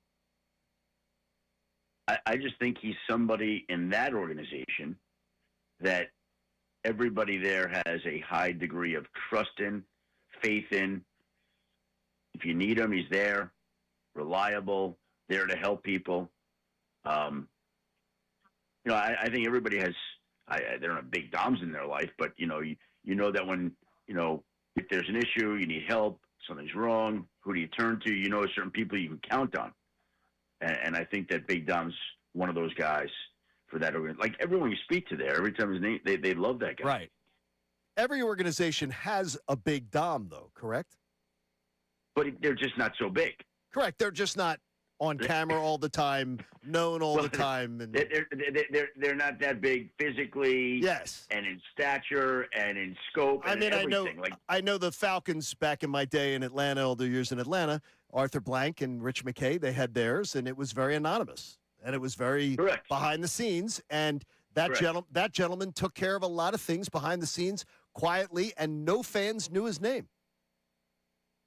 Everybody's different, and by the way, sometimes I don't know that Big Dom loves the attention. I think he's done things to turn away from the attention, but the attention has found him. I think it just became exacerbated from that one particular sideline incident, and it highlighted him. And all it takes in this world is one incident that sort of goes viral, and as that one did, that raises the profile and stature of an individual. And that's what happened. And look, you guys are there, but to me, he's a folk hero in the city, right? Yes. Yes. People love him. People love him. People think he makes trades on game night. People, honestly, well, he might. They believe it. Yeah, they think it is. Schefty, you put out a tweet a couple hours ago about a vote that will be taking place Thursday night. It wasn't that long ago. It seemed like we were heading toward replacement refs. Apparently, conversations have been good in the NFL and the NFL Refs Association. Well, it sounds like they're going to get this done. They are scheduled to vote, they scheduled a ratification vote for Thursday night. So, if that's formally approved by both sides, the agreement would avoid the need for replacement officials. And obviously the tone surrounding these talks right now is decidedly different than what was going on in February and March. They obviously have figured out and solved their differences. I don't know why it wouldn't be ratified this week. And so it looks like the league has avoided replacement officials for the upcoming season, which is good news for people. It seems like a quiet off season if you took the New England thing out of it. Yeah, doesn't it? Yeah, I don't disagree with that. I think that, well, it was not a great free agent class. It was not a great draft class. There were 2 down classes. So, again, free agency is always going to be big because it's free agency, and the draft is always going to be big because it's the draft. But there are just some free agent classes that are bigger than others, and teams have done a great job of re-signing their talent to dilute free agents moving forward. And the draft this year was not what it would be, what we think it will be next year. Sure. So, look, you say quiet off season, John, but going into the draft week, there had been 25 trades made of players going into the draft from the start of the new league year in mid-March to draft day, 25. And last year there had been 18, I believe, and that was a new league record. So, yes, it's been a quiet off season, largely, but there have been more trades than ever before, and we got a salacious scandal that we've never, ever gotten before. We're in our business. We're thankful for it, though other people are not. By the way, the next scandal to report on is John Kincaid's love for Phillies interim manager Don Mattingly. He has a signed poster of Don Mattingly above his bed, and he has been singing. Right? Still, and he's singing the praise of him every day because the Phillies are now. The Phillies are 7-1 in the Don Mattingly era. Now, our own Ricky Batalico here at the station, he admits that in his childhood bedroom, it still hangs. His poster of Donnie Baseball. I would imagine that Adam Schefter was quite fond of Donnie Baseball growing up also. That is correct. I was a big Don Mattingly fan growing up. Never met him. He was amongst my favorite Yankees. And I never had a poster of him in my bedroom the way you do today, John. But, yes, I did admire him and did have great respect for him. I have an Adam Schefter poster now. Oh, yes. And we're going to start calling him Big Adam, too, there you go. moving Big forward. Adam, we appreciate the time. Adam. We'll talk to you next week. Thanks, guys. Have a great week. There he is, Adam Schefter joining us. The referee story is one that, nobody – I feel like people don't care until it happens. Like replacement refs, that Seattle Green Bay game is a stain on the National Football League. It was awful. That was awful. A league that's, it doesn't matter. They could have every stain in the world. They're still going to be successful. Everybody's still going to watch. It's good that we hate refs regardless, but man, it could be a lot worse. No, but it was awful. That was a black mark. So it's good that there's going to be a vote on Thursday, and hopefully it's heading in that direction. All right, coming up next, we have today's headlines with Connor Thomas, and then don't forget to start the 8 o'clock hour. We have, was it Thompson or is it Mattingly? Also, the legacy conversation.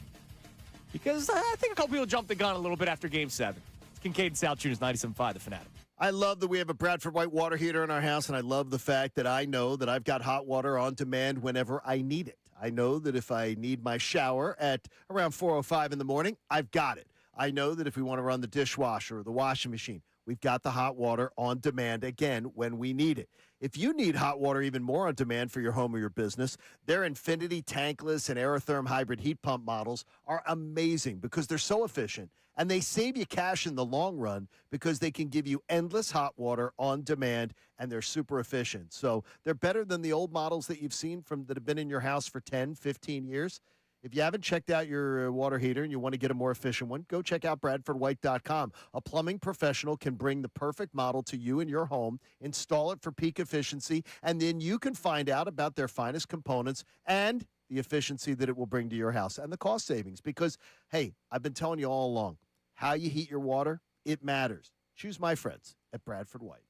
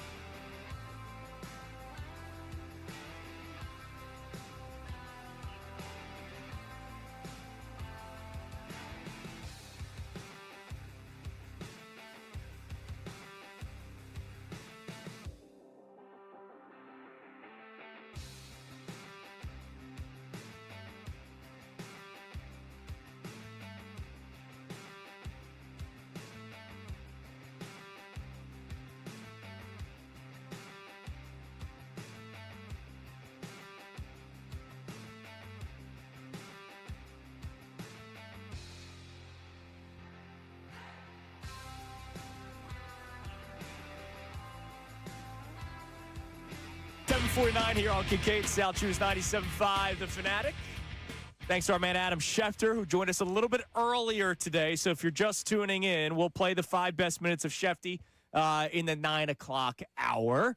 But it is time now for today's headlines with Connor Thomas. Today's headlines with the Connor Thomas. What's up, V? Is brought to us by Lundy Law. For over 70 years, Lundy Law has been fighting for injured people. If you need them, remember the name Lundy Law, your injury lawyers. Visit LundyLaw.com. That's LundyLaw.com. You guys are going to get mad at me for something in today's headlines. What's that? I get mad at you every day. Well, that's fair. No, but, you don't. But this one's specific. We'll get to that later. First, maybe we're mad at the NHL. Because the Toronto Maple Leafs have won the NHL draft lottery. They will get the number 1 overall pick. Fixed. They had the 5th best odds. Fixed again. Why do you think it's fixed? Talk us through it. Because they're going to lose Austin Matthews in a trade. They're going to trade Austin Matthews To the Philadelphia Flyers? to the United States. Austin Matthews will be traded to a team in the States. Phillies in the States. And they will they will give them a new star Philly to have is in the one of their state. biggest markets. Sort of like when Luka Doncic went to the Los Angeles Lakers. Oh, Dallas wins the lottery. Similar. Oh, the Islanders. You lose the All-Star game. We have to take the All-Star game from you. You win the lottery. These things are so fixed. So what you're saying is the Flyers need to have something taken from them so that they can get the benefit. No, of what I'm saying to you is Flyer fans should at least dream today because they absolutely have the draft capital to go after Austin Matthews, and he is on the table. Not just that, the Flyers added to their draft capital because now the 2027 first-round pick of the Maple Leafs will Correct. be the Flyers, and that is unprotected. That is correct. And I believe that will end up being like a 5-6 pick. The rebuild goes on, boys. Yeah, unless you decide to say all chips to the table and say, Toronto, you want your pick back? What is this, draft day? Get Kevin Costner on the phone. You want your pick back? Because Austin Matthews can be part of this. Hell yeah, he can. It can be very attractive to them, especially if they're going to tank next year. This place would go nuts if they got Austin Matthews. You I'm win just the cup telling this you. year, you trade for Austin Matthews, and you get number 1 overall next year because the Maple Leafs stink. I could see it now. It could be. There you go. Going to have to win a game against the Hurricanes. Speaking of winning playoff games, that's all the Thunder have been doing. They took down the Lakers 108-90 in game 1 of that series. The Thunder are now 5-0 to start the playoffs. My question to you guys, as we are so focused on the Sixers trying to find their way, is this still the Oklahoma City Invitational? Yes. Yeah. Yes. The only team out west that was going to rival them was San Antonio. And they've had a shake. I mean, they lose game 1. And, at home, they were double-digit point favorites. That's really the only team that's going to be able to stand in their way. So it's the Thunder's league, yes. Yes. Do you believe at all that the Timberwolves, who went ahead and took out the Nuggets without Dante DiVincenzo? No, nothing at all there? Timberwolves have no shot beating the Thunder. No Rudy Gobert? Sorry to your brother and your mom. Not a chance. No shot. Could they win a game? Yes. Do you believe any team in the East has a chance to beat the Thunder in the finals? Not in 7 games. I really don't think so. No. Yeah, I'm with you guys. If there give them a game or two, sure, absolutely. Yeah, I don't think so. You know what that means? Sixers win the East. We hang the banner. Well, you hang a conference banner, right? Is that conference championship. Yeah. Eastern Conference Championship World is a banner. Champs. Yeah, I would take that. Eastern Conference Championship is a banner, and by the way, that's banner By worth. the way, is the 7th seed? Hell yeah, man. Major market world champs. Yes, major market world champs. You're right. Now, there's a guy that's playing not in a major market right now, but he does have major market experience, and he had one heck of a day Mike Trout. yesterday. No, not Trade Mike for Trout. Think smaller market. Okay. Think Lehigh Valley. Oh, jeez. Oh, no. Did you guys see the day? You know why he had a good day? Because he's really good against those kinds of pitchers. Let's tell the people what happened. Go Adam ahead. Kemp, pretty darn good day at the plate yesterday down there for the Lehigh Valley Iron Pigs. 2 for 4, Make me sick. 7 RBIs. He had a 3-run homer and a grand slam. Wow. When does he get called back Look, up? I love He doesn't need to be. I love the movie Bull Durham. He's right where he needs to be. Crash the Kevin Costner. He was the best, most home runs in minor league history. Crash was 50. Connor, it's right where he needs to be. That's right where he needs to be. Don't the Phillies still need right-handed He's a Tom? quad A player. He's right where he needs to He'll be. come up here and he'll hit 185. He'll come up here and get 5 at-bats because he can't field. Yeah, exactly. Because he stinks, dude. Like, I don't get why there's still hope for Otto Kemp. He's not a good baseball player. Championship-type player. I still can't believe. And a lot of you fell for that PR spin. It was a PR spin by Dave Dombrowski because he did nothing else. When I see 7 RBIs, a 3-run, and a grand slam, I think not a good baseball player. No, I think I think a good AAA baseball player. He's a quad A, because when he comes to the major leagues, you see what he really is. Yeah, dude, it's okay. It's okay. Like good for him, man. Holding like, out hope, baby. There you go. You can hold out all the hope you want, dude. 25 home runs, right?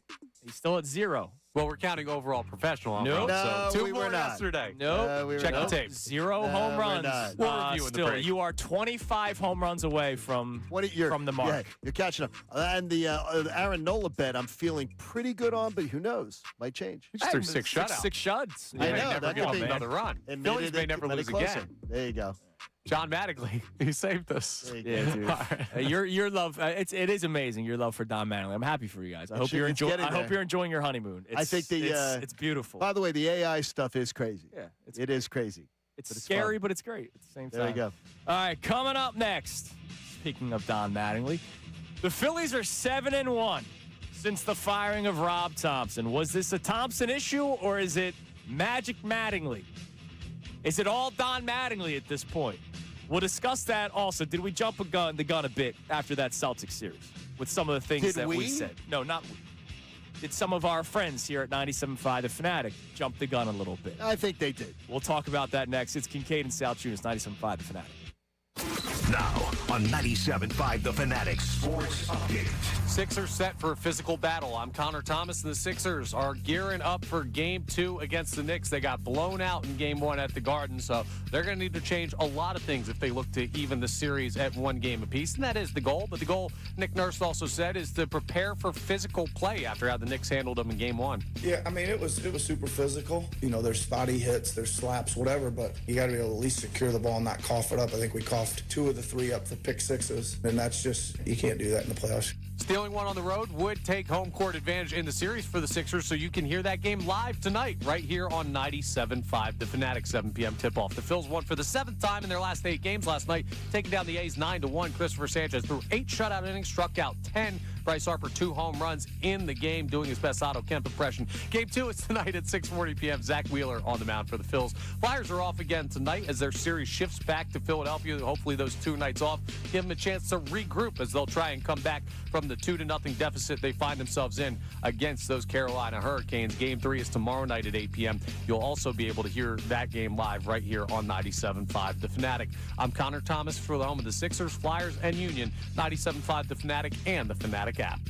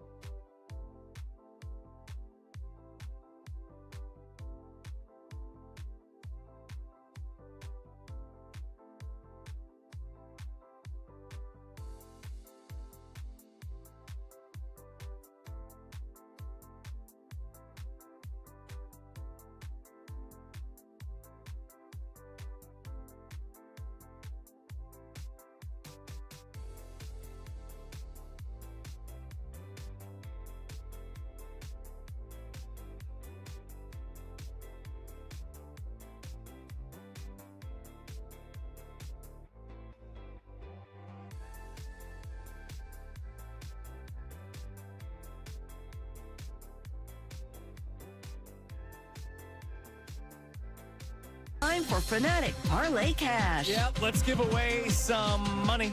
$1,000. Text the word GOLD, G-O-L-D, GOLD to 45911, or you can enter it on the Fanatic app or 975thefanatic.com. Again, the keyword GOLD. You have 25 minutes to do that after the hour here. One random entry will win $1,000 in this company-wide contest. Winners will get a call from Beasley. So be sure to answer your phone. Contest rules at 975thefanatic.com. Of course, Fanatic Parlay Cash stood up by Iron Mountain Men's Health. You have 5 chances to win each day. Well, number 1 right now here at 8 o'clock. 10 and 12, middays with Marks. 3 and 5 with Unfiltered. Good luck. Now back to Kincade and Salciunas, 97.5 The Fanatic and the Fanatic app. It is 8 a.m. here on Kincade and Salciunas, 97.5 The Fanatic. You know, I haven't said in like over a year. Hope you have a safe driving to work today. You know what? You haven't. And there have been a lot of accidents. I used to say That's that the truth. every day at 8 o'clock. Have a safe driving to work today. And all the accidents were all happening before 8. Yeah. Well, which was really strange. Sorry to our 7 o'clock drivers. Yeah, but I hope it's everybody terrible. has a safe driving to work today as we have another big night in the Philadelphia area. Yesterday was a much-needed night off. Even though the Phillies played and we watched, Phillies win 9-1, now 7-1 in the Don Magic Mattingly era. But the no playoff night was necessary. I think we were all worn down. I think we were all exhausted. I slept like a baby. I slept great. I had a couple of cocktails to celebrate Cinco de Mayo because obviously that means a lot to me. I had one that knocked me out at lunch. And then I was in bed by like 9:15. Not in bed, asleep by 9:15. And it was great. And now we have that energy to gear back up for tonight because yesterday sucked. Yesterday morning show was not a fun show. It has been really nice to have fun shows recently because even when a Sixers team may have lost, the Flyers were winning or vice versa, or both teams were winning, especially when the Flyers end their series with Pittsburgh and the Sixers begin their comeback against the Celtics. You took down 2 rivals, Pittsburgh and Boston, within the same week. Like, that's awesome. Yesterday sucked. So hopefully tomorrow morning when we're back on the air, Johnny, it's a much different feel. It's Sixers beat Knicks, and hopefully the Flyers can, extend the series by getting a win, and we get hyped up. First game back on home ice in this series against the Hurricanes. Necessity. We need it. A fun stat for you, actually, on that. What do we got? Quick. Via Ray Dunn, because while you guys were tucking yourselves into bed early last night, Ray and I were doing the playoff special here. Standalone games in the postseason. We're 8-5 as Philadelphia teams. The dual games, 1-3. Yeah, that's not good. I like the standalone game much better. We're back to it. We're back to it. And it's for our viewing pleasure too. Like I hated having to look at both. Like it's playoffs. Like I'll do the double screen in January. Yeah, I don't want to do double screen. Playoffs, like I don't want to do double screen not playoffs, at all. man. It sucks. These leagues don't care about us. So look, Sixers back in action tonight. I went back and watched the clip, Johnny. Okay. Because I always like to be fair. So our wonderful midday show, Middays with Marks, they talked about how it's a potential legacy-changing run for the Sixers. Not that Game 7 changed the legacy, but there were a lot of people out there that was saying, "All right, okay, but did you hear the tone?" Well, they were excited because the Sixers beat the Celtics. We were too. But the thing is I don't think in any way it changes the legacy until there's a lot more before that Knicks series. Like, you can't talk legacy on a first-round series. You can't even bring it up. Yeah, it's sort of like when you were bringing up, Connor, if you remember the arguments that Andrew and I would get into about dynasty. Why, the D word, yes. You don't bring up dynasty. You don't bring that word up when the Eagles won 1 Super Bowl. I brought up because they had been to 1 and 1. I understand, but you don't bring it. Well, you got, and we all first thought of all, that you the got to Eagles win. would. You got to win multiple to be even considered a dynasty. So when you win the second one, then you can be considered in the conversation to be a dynasty. I feel like once you win the second, you're already in there, right? Like, isn't the conversation? No, you're not a dynasty winning 2. You got to win. You got to do more than that. In Philadelphia, that is the greatest dynasty in the history of the world. Honestly, we don't have. Yeah, those. we're not going by that though. Yeah. So look, there were people that were like, yeah, legacy change. This changes how I view Joel Embiid. This changes how I view the Sixers organization. There were. I saw a post And look, credit to they won the first round series. They did. I saw a video of Elton Brand and Daryl Morey, in the tunnels of the Boston Garden the other night after the Game 7 win, and there was people saying these are two guys that are celebrating that their jobs were saved. If they lose in 5 games in the second round of the playoffs, we're still talking about changes. Them beating Boston did not save jobs. Them beating Boston did not save Joel Embiid trade talk during the offseason. Them beating Boston does not change, hey, Tyrese Maxey, you're a max contract player, act like it. Step up. You can't just take one shot in the first quarter. That's both Nick Nurse and himself. If they lose in 5, all the fun that we had winning Game 7 goes down the drain pretty quick. Yeah, now it didn't save those guys' jobs. I think it might cement Nick Nurse for another year in the city. Yeah, because, look, I've said the same thing about Nick Nurse all the time. It's hard to judge the guy when he's not had his full complement of players. It's hard for me. And there's things that I disagree with. I disagree with Game 1 against the Knicks. I disagree with Game 4 against Boston. I really disagree with Game 4 against Boston. But it's hard for me to judge Nick Nurse fairly when he hasn't had, the team. And you outcoached Joe Mazzulla in a playoff series when you're down 3-1 He absolutely did. You're back for another year. Yeah, Nick Nurse is back. Nick Nurse is back. It feels that way. And he truly has earned it. The Boston series is going Unless to carry. he can't come up with an answer. If they lose in 4, I don't know, dude. If they lose in 5, I don't know. If you get skunked in 4, right? That's what I'm saying. Then that is correct. I don't think the series against Boston saved anything unless they go deep in this series. Well, it certainly didn't change legacies. Right. Nope. No legacy's been changed. So how much can this series change your narrative about the Sixers? 610-632-0975. And it's really a question of where is your narrative now? Because there might be some people that completely changed after Game 7 beating the Celtics for the better. There might be people that don't think it changed at all because it was only round 1. Round 1. And I hated having that spin when we came in here Monday morning. But, I had to point out, by the way, that was only round 1. Round 1s don't matter. Let's see where this goes. In all honesty. It mattered to beat the Celtics. It was great to beat the Celtics. Yes. But round 1s don't matter. Now, something to be considered, though, is where the individual people who are saying this, their bar has been at for Joel Embiid. There's some people that have a significantly lower opinion on Joel Embiid to the point where they're like, this guy never shows up, whether that's fair or unfair. To those people, it's unfair. Yes. Yeah, but to those people, maybe it was a narrative shifting because everyone's narrative on Embiid. Not is everybody. different. We had our caller D who literally calls in and he's like, oh, man, I knew this was going to happen. The second I saw Embiid take that 3, I knew the Sixers were going to lose. He clearly does not like Joel Embiid. Look, if your opinion on somebody or something is written, it's just there's nothing that can be done. There's nothing that can be done to change it. And some people, their opinions are just already written and they're not going to change. And we all have issues in life that our opinions aren't going to be changed on. But for some people in sports, that's what it is. Their opinions just get changed. Some are Embiid, some are Rob Thompson. Could be. Yeah. And Rob Thompson's is exactly what it is. I give Rob Thompson, but the thing is, I give Rob Thompson all the credit in the world for what he deserves credit for. What he deserved credit for. And he got it. He got all the credit in the world for me for what he was good at. What he was bad at, like strategy in the playoffs, terrible. Well, the 9-19 start and the 7-1 stretch since, was it a Rob Thompson issue or is Don Mattingly Donnie Magic Matt? Which is it more? 610-632-0975.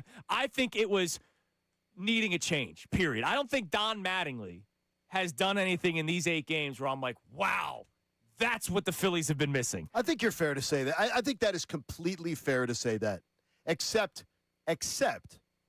guys, you're going to do things in practice. You're going to practice before games things that you don't normally practice.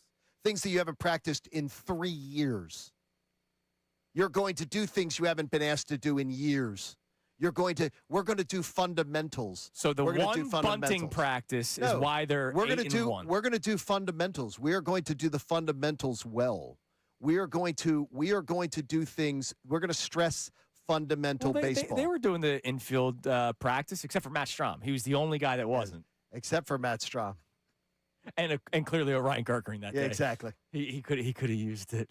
Not to bring up a bad memory. That's a bad memory, dude. Why'd you bring it up? Sorry, guys. Why'd you do that? All right, what do we have on the Davis Honda text line? You can feel the Davis difference. You can check them out in Burlington. So our Sixers and Phillies topics for you. Sixers, how do you think tonight plays out? How can this series change the narrative?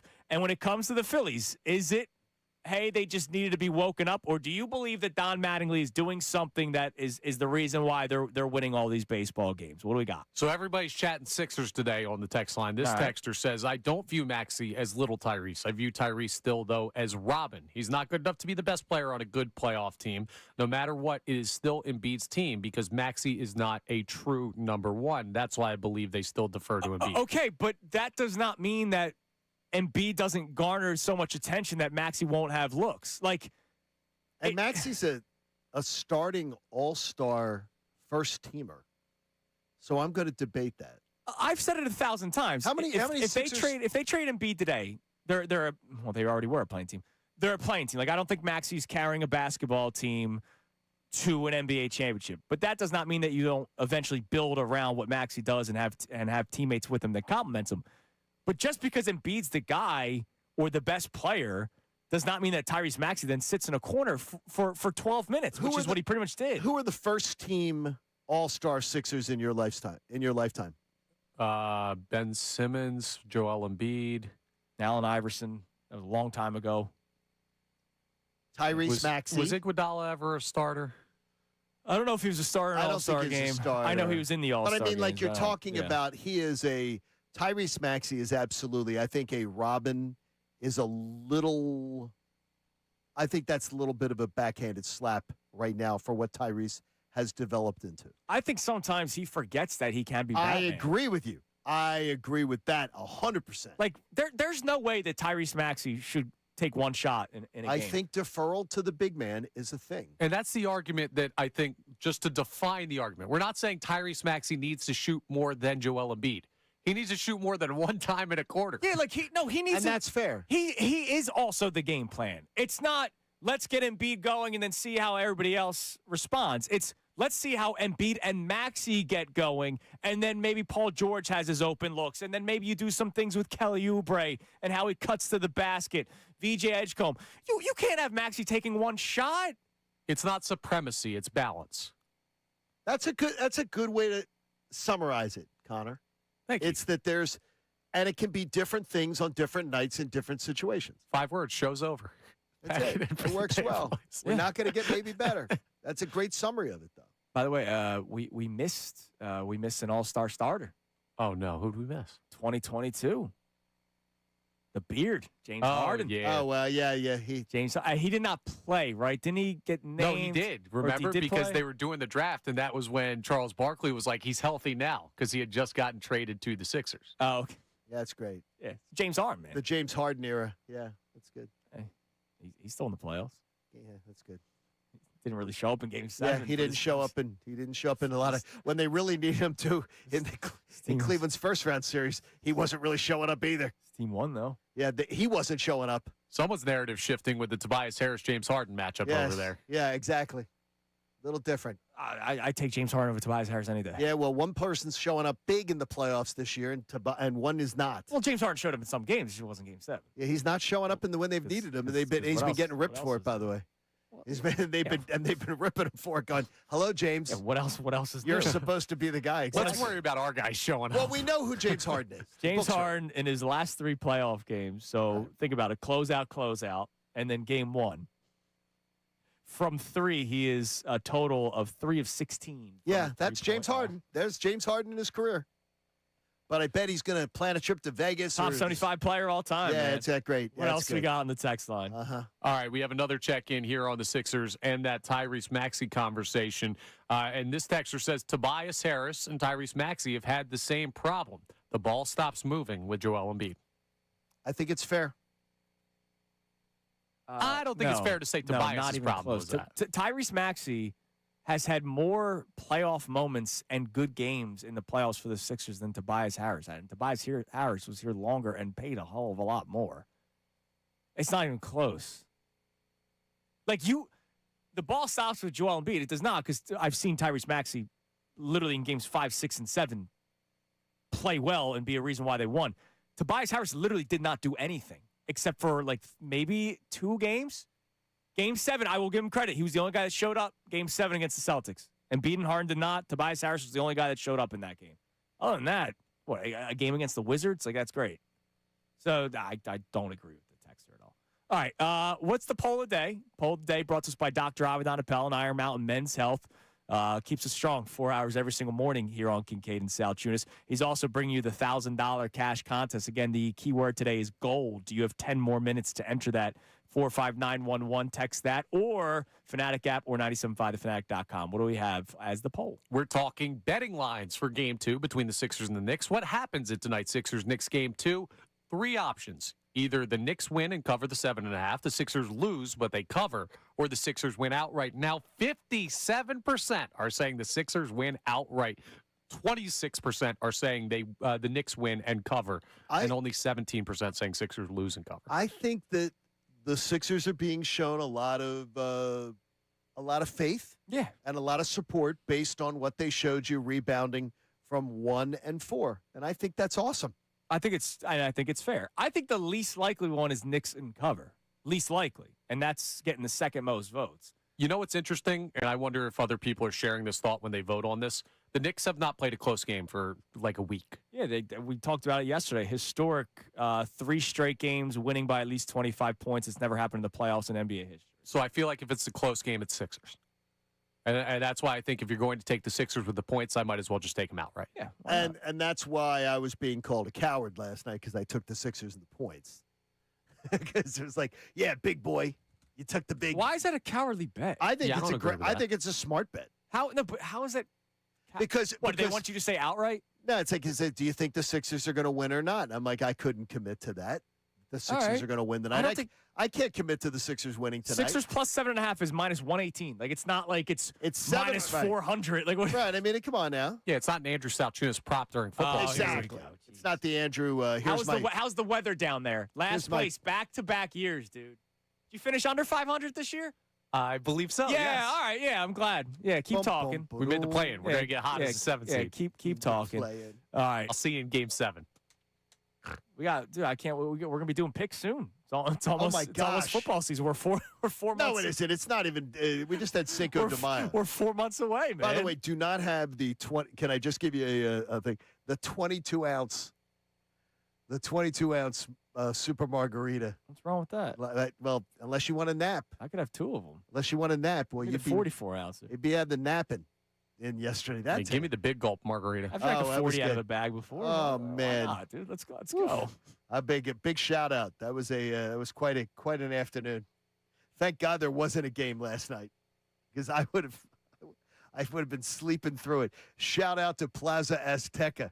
Oh hell yeah! I've heard great things. Oh, fantastic food and everything. But at Plaza Azteca, someone had a strong pour yesterday. I'm telling you. It was a holiday. Holy gosh. Why wouldn't you? I was at Plaza des Salciunas making my own drinks. Connor, you do not do the salt rim on the... Of course I do. Yeah. We do not. It's a margarita, dog. We do not. I don't do the... We do not. Do you do frozen or do you rocks? Depends. Depends on the place. I like rocks better. Yeah, we like rocks better. I'm a rocks no rim guy. But I'll do both. That is the same as... Rocks no rim. Rocks no rim, man. All right, let's go to T-Love. T-Love, you're on Kincade and Salciunas. What's up? Yeah, good morning, fellas. What's up, T-Love? I haven't talked to you in a while, but I listen every day. Well, Thank you, brother. We appreciate it. I wake up every morning saying, I wonder if I hear from T-Love today. Yeah, well, now I'm here. Your wish is true. Hey, but anyway, listen, I'm a season ticket holder for the Sixers. I love my team. Mm-hmm. I'm Philly sports, number 100%. I don't want to be a Debbie Downer. I understand that they were tired, and yeah, I give them that, okay? You get that from me. My issue is, okay, you didn't play the big man until Game 4, okay? Maybe that should have been the same strategy. Maybe he needed some more rest. They seem to play more fluidly when he's not on the floor. Now, when he's there, we know what to expect from Joel Embiid. But Jay Will said something on yesterday on TV. I don't know if you can ever win a championship with the big man because he's never going to be healthy. And that's the big problem. I mean, I've been a Joel Embiid, man. I got on here, man, argue with you guys about Joel Embiid for years, man. And since the last 2 years, I've really become more of a critic. And like I said, because you're exhausted by it, T-Love. And I love Joel Embiid like to death. I wanted to name my son Joel Salciunas, and my wife was not having it. Like I love that man, but I get it. Like good for your wife. You're exhausted. Like it's every year you see him play to his potential, and then there's some sort of moment that happens, and you're like, oh damn, we're not going to have him for the playoffs, or he's not going to be 100%. How are we actually going to win? I don't think you're not. Don't think that you're like some bad fan if you've reached that level of exhaustion.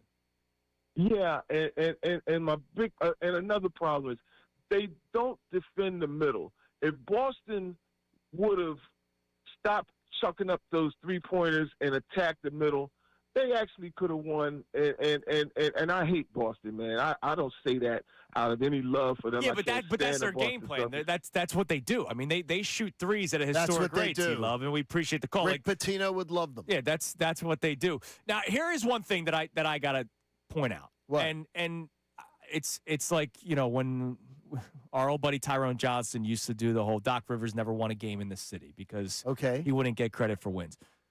Anytime the Sixers win, all right, it's they win. Anytime they lose, it's man, this team. It's when Joel Embiid slows things down and blah blah. You don't believe that? Was anybody saying it games 5, 6, or 7? Nope. They say it whenever they lose. And game 1 sucks. Okay, but the thing is, though, is Joel Embiid wasn't the focus in 5, 6, and 7. Game 7, he was the focus.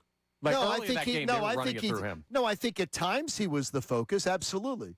But it wasn't the game plan that they came out with the other night, the nonsense they came with the other night, or the nonsense they came with in game 4. I think it has to be a balance, as I've been saying for years. It has to be balanced. But every time they lose, it's, man, Joel Embiid's the reason why they lose. You know what? You saw it in game 1 and game 4. You saw it in game 1 of this Knicks series. You saw it in game 4 of the Boston series. I don't think Joel Embiid was the reason why they lost game 1 against the Knicks. No, but when they came with the game plan of making Joel Embiid the focus, they lose. Sure. No. They were That's down, simplifying it. Just to say, I think it's a very simple thing to look at. He's not equipped to do it. I will say they were only down 8 in the first quarter. It was the second quarter where they got destroyed, and he was on the bench for some of that. It was not necessarily just the Joel Embiid show in the second quarter. I don't think that Maxey should have only taken one shot in the first quarter. I think they could have been closer, or if not leading, at the end of one. Okay. I just think we do the narratives any time they lose. We do it in all sports. It's not just a Sixers thing. Every time the Phillies lost, it's Rob Thompson's fault. I think it's a losing proposition, and I think most fans would believe it's a losing proposition. All right. We'll see how Game 2 goes tonight. We'll see it. All right. Coming up next, we continue to talk about our Philadelphia 76ers, your team, your town, your Philadelphia 76ers. One NBA executive believes this series could go either way. But if it goes the bad way, changes would come. It's Kincade Salciunas, 97.5, The Fanatic. All right, let's talk about that FanDuel Sportsbook app. I already told you, my lock of the night, my bet of the night, Tyrese Maxey over 24.5 points. Right now, new customers can bet $5 and get $150 in bonus bets if your first bet wins. That's right. Turn $5 into $150 in bonus bets just for getting started. So I would put that $5 down on Tyrese Maxey's over tonight of 24.5 points. There is no way, just no way, that Nick Nurse and the Sixers coaching staff says, let's go back with that game plan where we don't have him take a shot really until the second quarter. FanDuel makes it easy for everybody to get closer to the action, from player props on your favorite stars to all the tools you need to back them up. It's everything you need all in one app, so don't miss your shot. Just head to FanDuel.com/local to get started. FanDuel, an official partner of the NBA. Play your game. You got to be 21 plus. President, Pennsylvania. First online real money wager, only $5 first deposit required. Bonus issued as non-dribble bonus bets that expire 7 days at the receipt. Gambling problem? Call 1-800-GAMBLER. Now on 97.5 The Fanatic Sports Update. Sixers trying to recover. I'm Connor Thomas, and that's what they're trying to do following a blowout loss in Game 1 at the Garden against the Knicks. They have Game 2 against the Knicks tonight at 7 p.m., also up there at Madison Square Garden, and they're trying to even the series up at 1 game apiece. Nick Nurse talked after Game 1. He said, well, the legs just didn't feel like they were there. I just feel like we were full step slow tonight. Defensively, we just seemed like we were chasing everything, didn't guard the ball well enough, didn't contest shooters well enough. I mean, they were obviously picking us apart, just moving a lot better than we were. Well, with the day off yesterday, we'll see if that pays dividends for the Sixers as they try and have a different result this time out. You can hear that game live right here on 97.5 The Fanatic.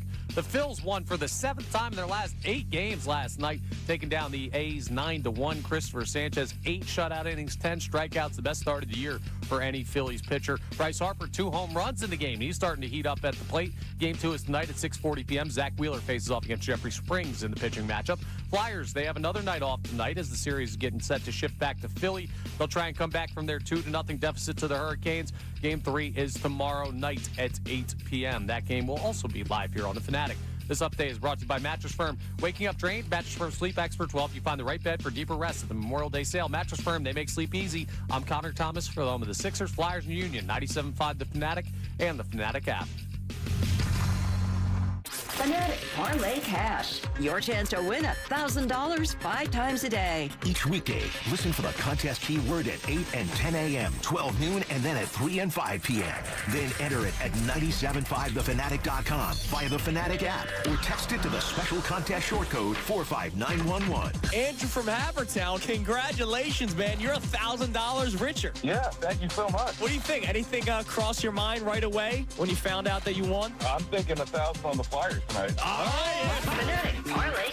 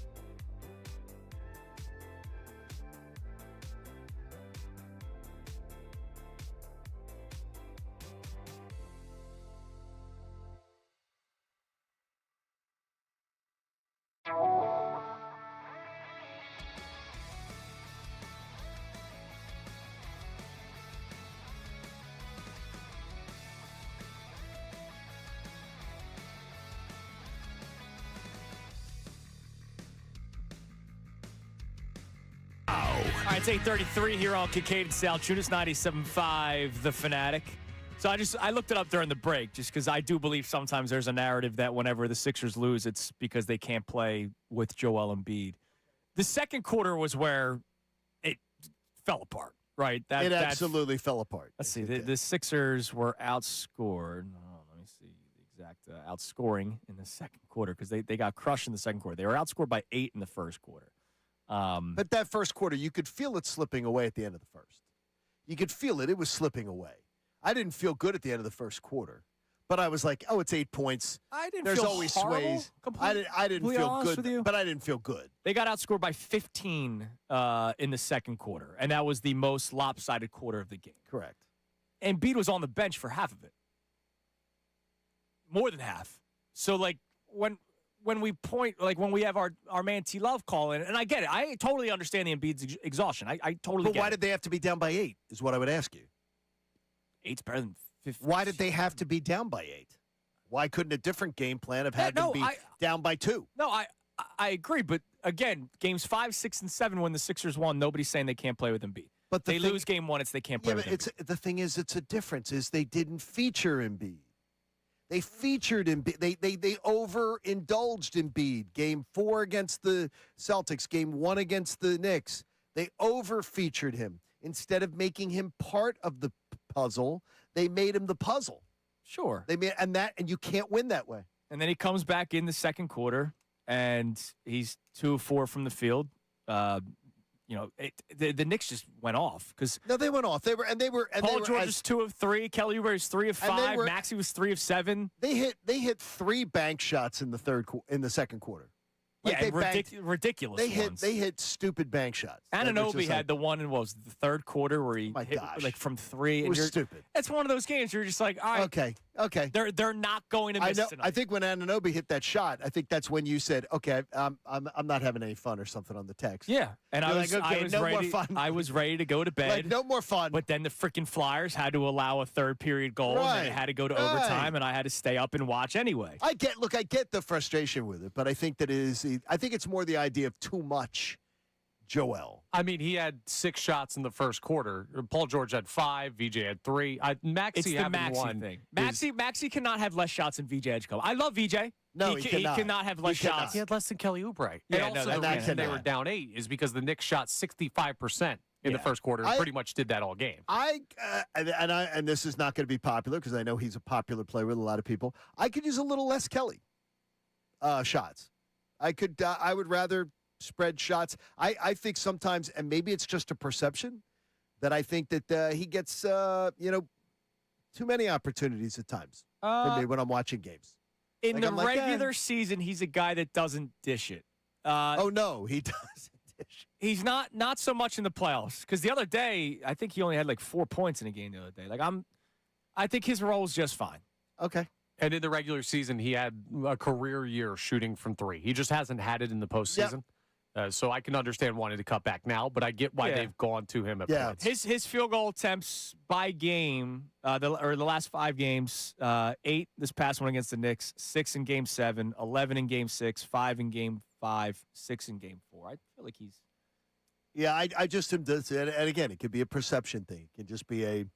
Because there was a time where like the running bit was like Kelly Oubre, the ball 15.0 assists. The ball disappears when it gets to Kelly Oubre, and I think that just is he serves a purpose, he serves a role. I think his cutting to the basket with the way this team operates is a huge addition to this team. Oh, it absolutely has been. So I've been all right. It helped them, and it certainly helped them at times in the regular season. Yeah. All right. So it was an interesting article that I read this morning on ESPN.com. It was written by Tim Bontemps and Wendy. They paired up. They talked to different people all around the league. And they talked about the Eastern Conference playoffs and basically how it's open for anybody. Even though the Knicks are now the odds-on favorite and Vegas does not give the Sixers much of a chance in this series, people that cover the league are like, look, that could swing. If the Sixers win tonight and they come back home and they win Game 3, like that, all the odds change. Everything shapes up. So they spoke to a Western Conference executive. Okay. And they said that the East is going to be very interesting. just because of the openness of it. Sure. The quote that's really interesting, everyone's got a chance and everyone's got huge stakes if they don't take advantage. Basically what they're saying is if you win, you move on, you have a chance of exiting the Eastern Conference. If you lose, people are getting fired. And that's why I was not, like when I saw the Maury Elton Brand video after they won Game 7 and somebody put out the tweet of these are two guys realizing that they saved their jobs. No, they saved their jobs for now. Like if they lose in 5 games to the Knicks, like the Knicks aren't that much better of a team than you that you should lose in a way like you lost Game 1. You can't be skunked. No. It can't be you can't have 3 losses that are lopsided. I don't think the Boston series saved jobs is what I've been saying. When I read that article this morning, I was like, wow, that kind of goes to what I'm feeling. Like if the Sixers lose this series, there's change. If the Knicks lose this series, first off, everybody's saying, why did you fire Tom Thibodeau, right? That will be like the lead story is why did you get rid of Tibbs for Mike Brown, who's not had the same proven track record as Tibbs. And then, on the other side of it, Detroit versus Cleveland, like, it's two. Somebody can be beaten. Yeah. Absolutely. Somebody can be beaten. It's a hilarious dynamic that you've got like the juggernaut Thunder over on the West, who's everyone's assumed champion, and on the East, it's like all of these teams might still stink. Well, that's kind of been been the Eastern Conference for a long time in the NBA when it's not LeBron James teaming up with everybody in Miami. Like it's kind of been just like that. Wide open. Did LeBron ruin the East? 6-1-0. It's a wide open. That was even before that. You know what I mean? Like the Eastern Conference, it's always been the Western Conference has usually run the NBA in terms of at least regular season success. Obviously, the Eastern Conference teams have it's won also championships. it's a sport where players choose their locations too, which has also helped and things like that. Men dictate, and a lot of players have chosen to avoid living in New York. Yeah, a lot have chose to avoid living in Philadelphia. When the players, we think about it, we think this is such a wonderful place to live. We think this is a wonderful place, but the truth is big name free agents have not chosen to be in New York. LA's a draw, or if you make $50 million, you want to go to Florida. You want to go to Florida? You want to go to Texas? Yeah. You want to go to go someplace where you don't have to pay taxes. Yeah, that's a pretty big deal. And that's why like they're going to tax you to death. That's why a guy like Giannis is like a hero in Milwaukee. A guy like Dame Lillard is a hero in Portland because not many people are clamoring to go to those cities. Correct. With all due respect to our listeners in Milwaukee and Portland, there's not many people that are saying, we do well there. I'm making millions of dollars. I want to live in Portland, Oregon. No one has said those words. I told you, I watched the Jailblazers Untold documentary. It was fantastic. I keep wanting to put that on. Check it out on Netflix. It was really, really good. And they were basically part of the documentary was, all those guys. Have you been there? I've not. Okay, it's not your bucket list city. That was the open of the documentary was we had to find guys like via trade or draft because we could not sign guys. Portland is not your bucket list city at all. No. Don't do it. No. Don't do it. That's one of those places. I also watched because I love that one so much. I love the Untold. Is that needed? Oh, you mean the is that needed though? Dude, it was a great Really? story. Okay. It was a great story. See, I agree with you that I think they've overdone 30 for 30. There's just a lot of them. There used to be a standard for 30 for 30 that it was the big stories. Yeah, the OGs are great, but watered down now a little bit. Yeah, because they did so well with it. You know what I mean? So like I talked about doing one for us. Everything jumps the shark. That's really bad. Coming up next, the Sixers need to win tonight. All right, not just to make it 1-1. Newsflash. Not just to make it 1-1, but Johnny, we really don't want to see something later this week. And if they go down 2-0, you will. It's Kincade Salciunas, 97.5 The Fanatic. When you're in business 40 years, that means you understand your customer base. And when you're Dan White and Associates and you specialize in financial planning and retirement planning, that means you realize every one of your clients is unique. They all have different needs. Some of them need you to stress test their retirement plan. Some of them need you to be able to pay for private school or to be able to help them afford to be able to get budgeting so they can buy a new house or pay for college.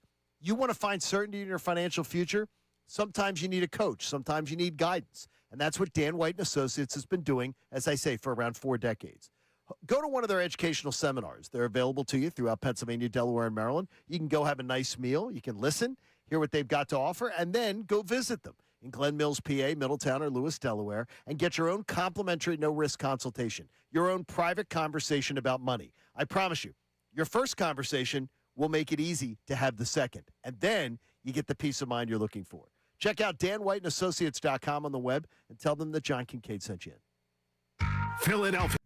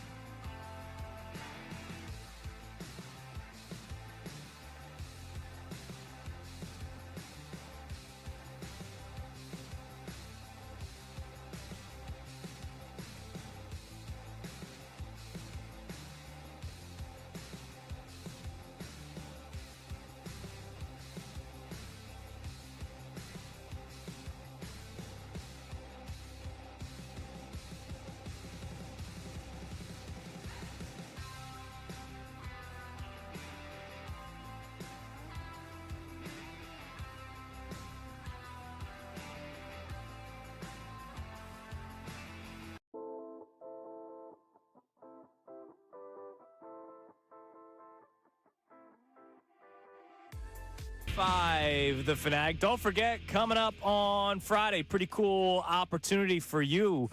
You can go see Johnny Marks and Sean Brace. Period. I'm going to do it. That's the cool experience, seeing those two fine gentlemen. That is fun, unless I play golf. They'll be at the PGA Championship merch store at Aronimink, the Aronimink Golf Club in Newtown Square. So that means it's fancy because it's a square at the end. They're It is. broadcasting live on site. Not in Newtown. And each hour, they will be giving away $100. The 2026 PGA Championship is not until next week, but you can get a jump in on the merch with John and Sean in the 50,000 square foot PGA Shops merchandise store open this weekend. I don't know. Aronimic's not in Newtown. No, it's in Newtown Square. I've gotten so many tweets. We've got like 50 texts. I've gotten so many tweets telling me that Newtown's better than Newtown Square, John. No, it's not. It is not. Stop it. Stop it. Dude, Look, it's great. Multiple tweets. Like, this is worse than Joel Embiid discourse, Jalen Hurts discourse, Bryce Harper discourse. In case you're wondering, earlier today, I had a theory that if the word square is at the end of the town, it's always nicer than the one that doesn't have the word square at the end. It is great. There's great history in Newtown. Great history. Incredible And I have history. offended people, and John has offended people even more because John's a Newtown Square guy. That's incredible. I'm a Broomall guy, but I went to grade school in Newtown Square. My church, St. Anastasia's, Newtown Square. Find people in Newtown not. It borders they're up on not having Landview. It is a beautiful spot, but please. No. Somebody sent me median income tweets information. What is Newtown? Is Newtown? Rodman's gonna have to tell me. Is it Council Rock? Is Council Rock? I think Council Rock is probably it's Newtown. Yeah. He says yes. Council Rock's probably Newtown. They have a great hockey program up at Council Great Rock. baseball program. Great. Were they really good baseball too? I didn't play them. It was just Sounds like great everything. Everybody from Really, college really that was good. there really liked them. Newtown and Newtown Square are not the same. Well, no. 610-632-0975. They can both No. be. They can both be great in their own right. They can both be great in their own right. All right. They need to win tonight, the Sixers. And I'm not necessarily just talking about evening the series because you don't want to go down 2-0 in any series. No, good math on your part Thank there, you. Einstein. If they lose tonight, the amount of Knicks fans that will be purchasing tickets in games 3 and 4 will rise. There's probably already going to be a healthy amount because it's weekend games too. It's weekend and it's cheaper. Cheaper to get tickets at the Xfinity Mobile Arena than it is to get them at the Garden. Yeah, if they called it Madison Garden instead of Madison Square Garden, how about that? they'd be able to go. You're right. But if they're up 2-0 in the series, we all do it. Like, oh my God, I can't miss this. I will drive to go see it. If they're up 2-0, there's going to be more Knicks fans looking for tickets on the secondary market. Absolutely, and the fact that you get Friday nights, Sunday afternoon. Yeah. And most Knicks fans think of it. Their mothers would gladly have them be out of the house. So would be like, hey, Ma, you mind if I go to the Knicks game? Yeah, you haven't moved out. You're 35 and you haven't moved out yet, you loser. Go to the Knicks game, you loser. Are you saying all Knicks fans live at home with their moms? Well, I think there's a lot of them. Manhattan Red's expensive. How about this? If you said to me in my life, grown men walking around with a ratty T-shirt and a basketball jersey on, I've seen more Knicks in that scenario than any other scenario. Grown men in a ratty T-shirt with a basketball jersey on, which, by the way, guys, basketball jerseys are a bad look for you. Just saying. You don't have the physique. Never heard you say that before. But it's a Knicks jersey. It's Knicks. I think the most jersey, no T-shirt underneath is Lakers. Oh, no. That's the most. No, that's usually Jim Bro. That's the Jim Bro who does that. By the way, I've seen one recently. The Jim Bro wearing his I've seen that too. He wears the Jim Bro. I don't wearing get it. It's really a bad I don't look. think that's comfortable. Nah. That's like, I don't get it. Like, can't be. Now, look, the dude, in case I run into him, the dude has the build to carry it off, but you're too old for it. You're too old for it. I don't get. It's too old to look for you. I would never want to like, you spent a lot of money on those, right? Like I saw a guy during the Eagles. Well, unfortunately, they didn't have much of a playoff run this past year. But when the Eagles made the playoffs, I saw a guy in a full Saquon Barkley, like authentic Saquon Barkley jersey at the gym. I'm like, dude, you're gonna get that thing all gross. Like those to me, jerseys like that, it's game day, or like when we come in at 5 o'clock in the right, morning. and we're wearing them And then we take it off right after the show's done or Correct. something like that. Yes. I don't get people wearing the jerseys at the gym. Yeah, I'll wear the Thibault jersey to the gym today and report back. I'll You're let, not I'll doing let you know that. if You it's don't do. uncomfortable. Tell me you don't do that. No. Stinks. Thank I you. can't, dude. Your obsession with some of the worst athletes that have played in this town is incredible. You know what though? I thought I was bad. You know what's funny though is I really do it. I do admire Connor's commitment to the bit. I really admire. No, it it. ain't no bit. It's real. I admire it. He loves Otto Kemp. He He's a loves great defender. Matisse Thybulle. You were definitely a Korkmaz guy. He could shut down Jalen Brunson tonight if they need him. Boban. Now he's just a cold hero. That's it. Now, do you put VJ fully? Because they kind of rotated guys a little bit more than I thought they would in game one. Do you just give VJ Jalen Brunson tonight? That's what I wanted them to do. Yes, dude. We did a whole thing on post-show headlines. And again, I'm Andrew Salciunas. I'm not Nick Nurse. Damn it. I said that VJ. I don't need VJ. You just go third person on me. I don't need VJ to score in this series. I need obviously hit his open threes. But VJ, VJ, your job this series is to defend Jalen Brunson. Tyrese Maxey, I need you to score. I don't even really care about your defensive prowess all that much. I need you to score. Maxey doesn't have defensive. Exactly. So don't don't ask him to do something. I want him to score. Right. It's something that game one. I'm not saying fire Nick Nurse. I'm not doing that. I think Nick Nurse has been handed a raw deal a lot here because he has not had his full complement of players. But that was one of those inexcusable game plans for me. What are you doing? I hated it. Yeah, but you said that twice in first series, and you weren't wrong, but they still found a way to win. Yeah, they did. Adjustment time, Yeah, baby. adjustment time. Now, tonight, 7 o'clock tip-off. Listen live right here on 97.5 The Fanatic. All right, coming up next. If you missed him earlier, Adam Schefter came on earlier than normal. He came on at 7:30 today. We had Shefty on. You'll hear the 5 best minutes of it. We'll continue to talk with you at 610-632-0975. Sixers legacy talk.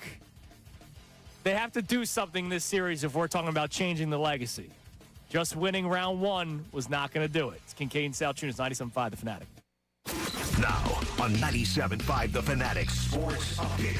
Trying to steal one in the Garden. I'm Connor Thomas, and the Sixers are looking to bounce back after losing Game 1 to the Knicks up in New York. They have Game 2 against New York at 7 p.m. at Madison Square Garden tonight, trying to even the series one game apiece. Nick Nurse talked about what they're going to have to do that, and part of it is just being able to accept the physical nature of the series. Yeah, I mean, it was super physical. You know, there's spotty hits, there's slaps, whatever, but you got to be able to at least secure the ball and not cough it up. I think we coughed 2 of the 3 up for pick sixes, and that's just, you can't do that in the playoffs.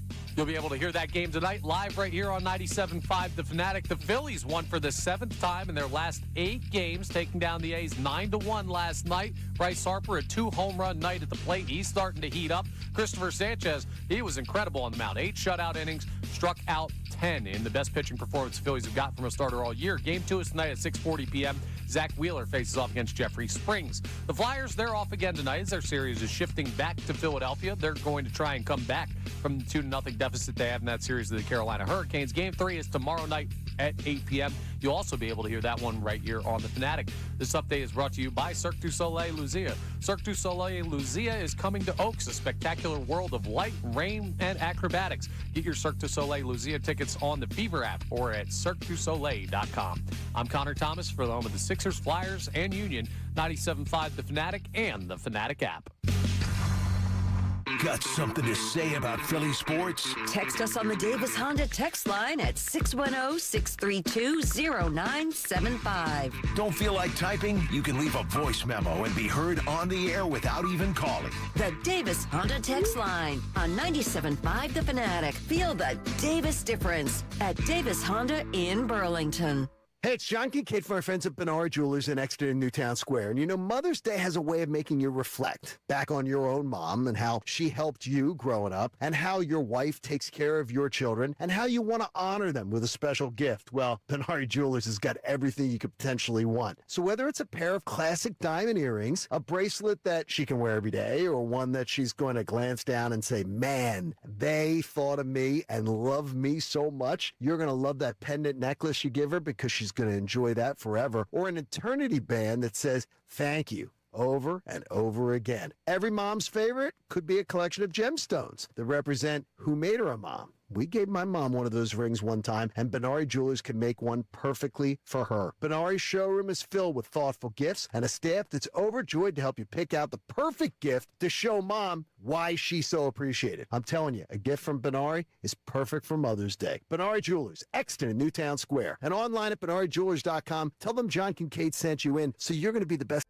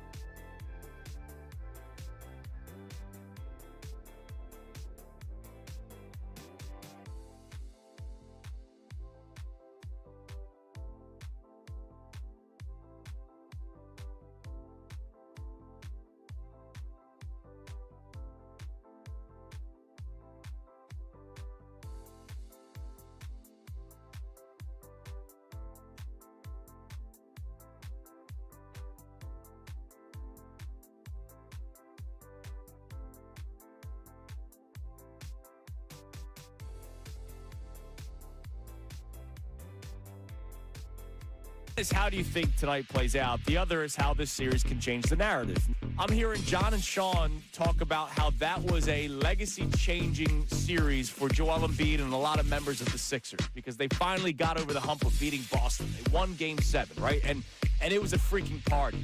And then they get absolutely obliterated Monday night. And remember, it was Game 1, Round 2. It's not like that win over the Celtics was finally getting over the hump of the second round. So when I heard all this talk about legacy-defining win, as happy as I was, it was still just the first round. There's no legacy-defining things that are done in first-round series.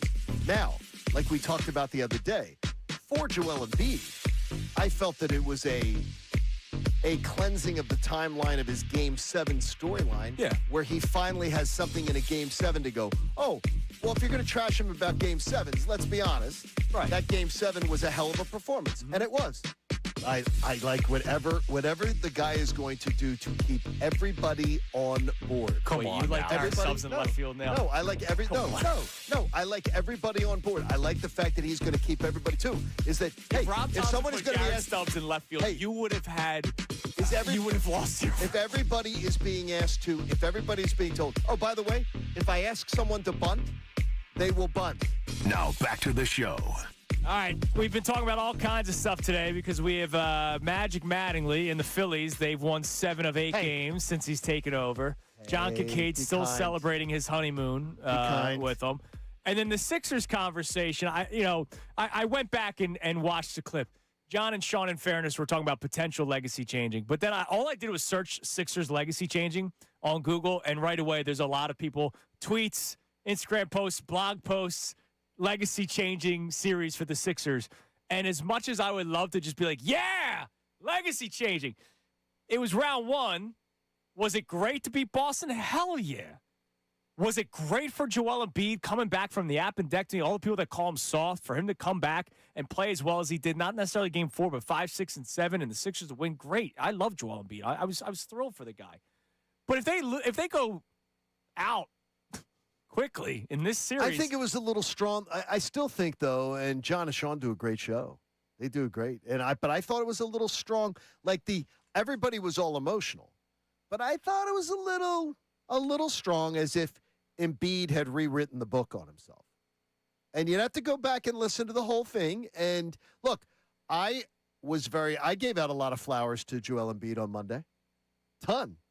Very much so. I love the fact that he now has another he now has one piece of evidence to bring to the Game 7 argument to be able to shut it down. And to me, what I think about the Joel Embiid legacy to me is the two most recent playoff memories I have of Joel Embiid are two really good series. Yeah. I think the best series that I've seen Joel Embiid play was the Knicks 2 years ago and this one. Like this past one with the Celtics when he came back, and I'm always going to remember what he came back from. So to me, Joel Embiid is sort of cleansing my timeline as far as playoff memories by giving me more positive memories of him, more memories to say, hey, this is a guy who really, look, when he's called on, look what he can do. And he's showing me, which I guess I hoped I had already seen. Yeah. I had always seen all along. And look, you just need to see more, though. No, Like, we do see more. A second-round series is necessary. A first-round series does nothing. Yeah. Being in the final 8 means a ton for the Flyers. It means everything for this year's Flyers team. It's huge. It doesn't mean anything for the Sixers. You got to win it. Yeah. Got to go win. Yeah. Or at least give me like a legit seven-game series? That would be great. Right. Like, because again, they are once again the underdogs in this series. The Knicks are heavy favorites in this series. You just can't go out in 4 or 5 games and all of a sudden, now we're flipping back to the legacy. Okay, that's very fair. Very fair. No, it's very, very fair. All right. The other thing that we've got into randomly is the turf war between Newtown and Newtown Square. Is there, do we have Bloods and Crips, level rivalry between these two towns? Absolutely. Now they're going to have to tie the bandanas together for the Sixers and Flyers as we continue the postseason I push. like that. It's just amazing. You are getting flooded with text messages. I'm getting flooded with tweets. I've seen YouTube it's going all back over and it. forth. Rodman and I are going back and forth on this, and Rodman, a good Council Rock South guy. I told him I'm old enough to remember when Council Rock was just Council Rock. When I coached Downingtown, it was just Downingtown. Now there's East, there's West. Hell yeah, man. You got all these schools. There's so much procreating going on. It's unbelievable. What do we have on the Davis Honda text line? You said mainly about the Sixers. Do we have any Phillies text? Because the Phillies have won 7 of 8. And one of our questions for you is, do you think they're good again? And is this because of Don Mattingly and his Magic Matt? Or is it more so because they just needed a change and Rob Thompson gets fired and now they woke up a little bit? Yeah, we have about 30% Sixers text. We do have a Phillies text that we'll read in a second, and about the other 68% are all Newtown Square. So you guys have started a local war that may never end. But Steve wants to check in, and he says the only reason the Phillies are 7-1 is because they have not faced a left-handed starting pitcher in this stretch. Smoke and mirrors. Dave has to go get 2 right-handed hitters to save the season. I think that is fantastic. What year is it? 2, 3, 4, 5, 6. That's could be why. any of the Look, 2020s. I get it. Rob Thompson. I said it a million times. Say it again. There needed to be change, and it was Rob Thompson. He was the guy that got changed. It all starts up top. The roster had issues going into last year. They had rosters going into the year before that issues, and this year we all talk. We complained about this offseason probably more than any other Phillies offseason in recent memory. There is no 2020 hindsight involved. No. None. Absolutely none. So there's nobody can say 2020 hindsight. Nobody can claim any of that. And I still predict 90 wins. Yes. It's just, it all comes down to the same thing. And the same group that's back is the group that's come up small in the playoffs every single year. It almost just feels like at the beginning of the year, they were so tight that they come out and they lose 19 of their first 28 games. That something needed to change. And that might have been all they needed was that change. But ultimately, to the texter's point, I'm not going to ignore that there's still roster issues, legitimate roster issues.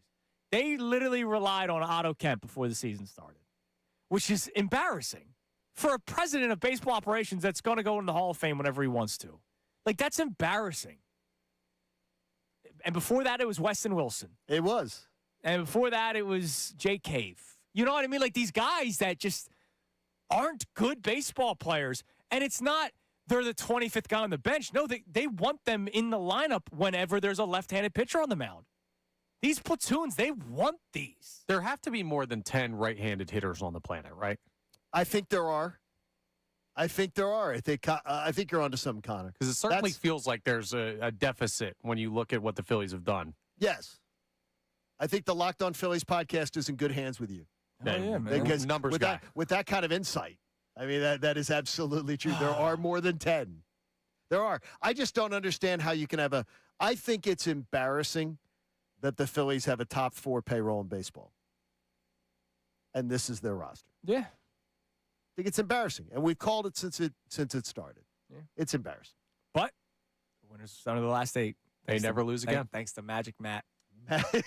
Hey, don't be moving in on my man. All right, let's go. We got our Don't be 5 moving best in. minutes of Adam Schefter here momentarily, but let's go to Xavier from Newtown Square that got this all started because we had the voice memo, and I heard Newtown Square, and that's when I brought the square part. What's up, Xavier? You got this all started. Thanks, don't man. be saying What's up? Newtown. Yeah, what's up? You got my fault. I tried to make the voice memo shorter, so I tried to just make it as short as possible. Again, there's another Newtown, but I used to live in Yardley, and it's not that far from Newtown. Well, you escaped. I'm very familiar with Newtown. You said what? You escaped. Yes, you did. You got out to I Newtown escaped. Square. I mean, listen, I love Newtown. Newtown Square is the place to be. I like that I could just go 10 minutes up the street, 5 minutes up the street, go to the market. You can't do that in Newtown. Everything is so far out. You got Tyler State Park is nice. I don't know if you guys ever been to Tyler State Park. Yes. That's in Newtown. I live in Jersey, bro. I have no association to any of these things. Newtown. I believe William Penn founded Newtown. Wow. I think Yeah. it did. But Newtown Square and Newtown, I mean, it's How do you just come a up with the different name? place. It's two different things. It's two different things. It's two different things. I mean, the vibe is completely different. I mean, Newtown is a lot more reserved. It's a lot more, quiet and stuff like that. Things are a lot more basically farther out. And then you got Newtown Square. It's like the city. It's like a smaller little city. It's you got all the restaurants, all the things. Everything is off of Westchester Pike, and it's just nice. I love it there. So I don't want to get it confused. I'm at Newtown Square, not Newtown. There So you I'm go. sorry about the Newtown people. No, good. We got it Newtown figured Square out. is where it's at. You're the man, Xavier. Enjoy Going the out game there. tonight. Go Sixers, man. Cole Hamels will be, chime in. If Cole texts in, he'll be on the Newtown Square team. So you're from Newtown? Where'd you know? You grew up where? I grew up in Broomall, which borders Newtown Square, but my church and my church and school. Because I'm on the notable people's tab of Newtown. John Kincade not on it. No, but I go to guess- Broomall. Maybe one day. I'm in the Broomall one. I'm on the Broomall one. This as a Jersey guy is like trying to describe peace in I the am Middle on East the- to a I- gerbil. I think have no idea I what's think going I'm on the Broomall Yes, one. John Kincade, sports talk show host based in Atlanta. That's how old that page is. There it is. Who else is in Broomall? David. I think I'm right ahead of David Miscavige, founder of Scientology. He is on there. Yeah, me and the founder of Scientology, also from Broomall. Yeah, right in front of me. How about that? You're the second most famous. Both radio cult host. leaders in their own right. John, the Church of Anti-Rob Tops. Yeah, that's another. Or pro-Don Mattingly, however you'd like to look at it. That is another one. You're right. All right. Earlier today, Connor is trouble. Adam Schefter. Schefter had to join us at 7:30 today. Well, you're going to hear the best 5 minutes of it right now. From ESPN, our man Adam Schefter. Shefty, good morning. Good morning, gentlemen. What's going on? One thing that I would like to start off with, the report that came out that maybe the schedule release might be a little delayed. What have you heard? Because I'm trying to plan my life here, Shefty. So what's going on with the schedule release as we've reached the month of May? Well, you're not the only one that is trying to plan their life. Everybody's been trying to do that, and everybody's waiting for the NFL to weigh in with exactly what they've decided and where they're going with this particular situation. I think, look, the league was targeting, as it usually does, that Tuesday, Wednesday, Thursday, May 12th, 13th, 14th. And I think the reason we haven't gotten a announcement so far about the date is I think there's another package of games, a 5-game package, that the league is working on selling. And I think that somehow, again, I don't have all the details, but that somehow enters into the delay of why we don't have a specific date yet as to why there's no official schedule release date yet. And everybody's waiting. Like, my month of May, I'm trying to plan my work schedule, and I can't do it right now. And I've texted a few people, hey, what do we got? What do we got? What do we got? Nothing yet on a date. So, again, the more it goes on like this, that I would hope that there's an announcement today that it'll be next week. That's my hope. But the league has left open the idea that if they need to, they would push back to that following week. So that's the situation, and we're just waiting right now. Schefter, is there any chance that Mike Vrabel takes a year off from being the head coach of the New England Patriots? And if that does indeed happen, does that change the wishes of A.J. Brown? I would say that right now there are zero plans for Mike Vrabel has zero plans to step down. Patriots don't have any plans for him to step down today. As we've seen in this particular situation, it continues to take twists and turns where you think the story may be subsiding and it's not. And I would say that as long as there are no other flare-ups or revelations or videos or pictures or whatever it may be, as long as there's nothing else, I would fully expect Mike Vrabel to coach next year. The most recent bit of news for the Eagles was a contract extension, but it was not of a player.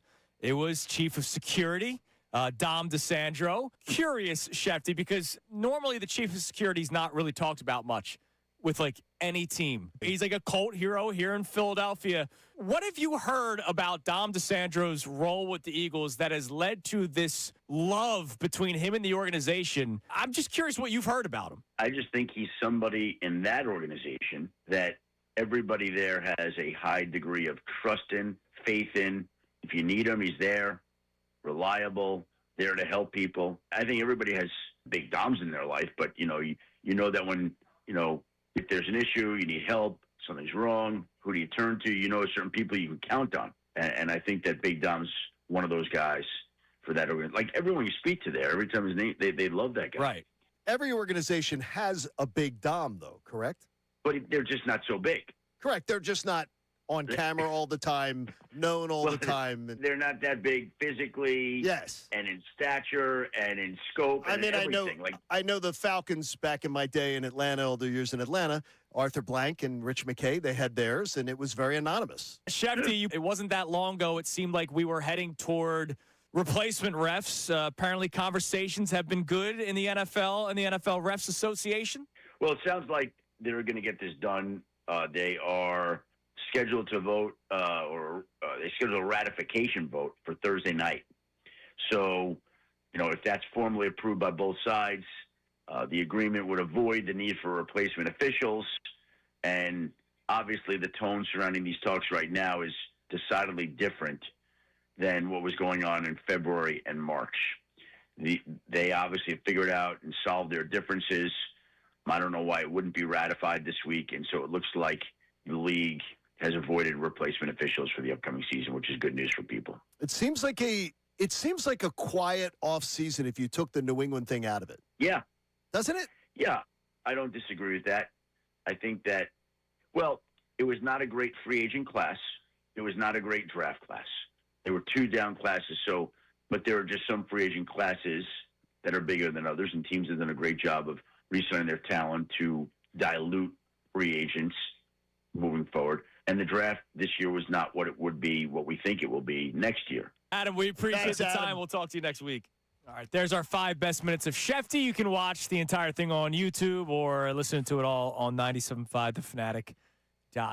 All right, John and I were conversing during said conversation. The magic of radio, that was pre-recorded. We already did that. That was incredible. John and I were able to talk during it.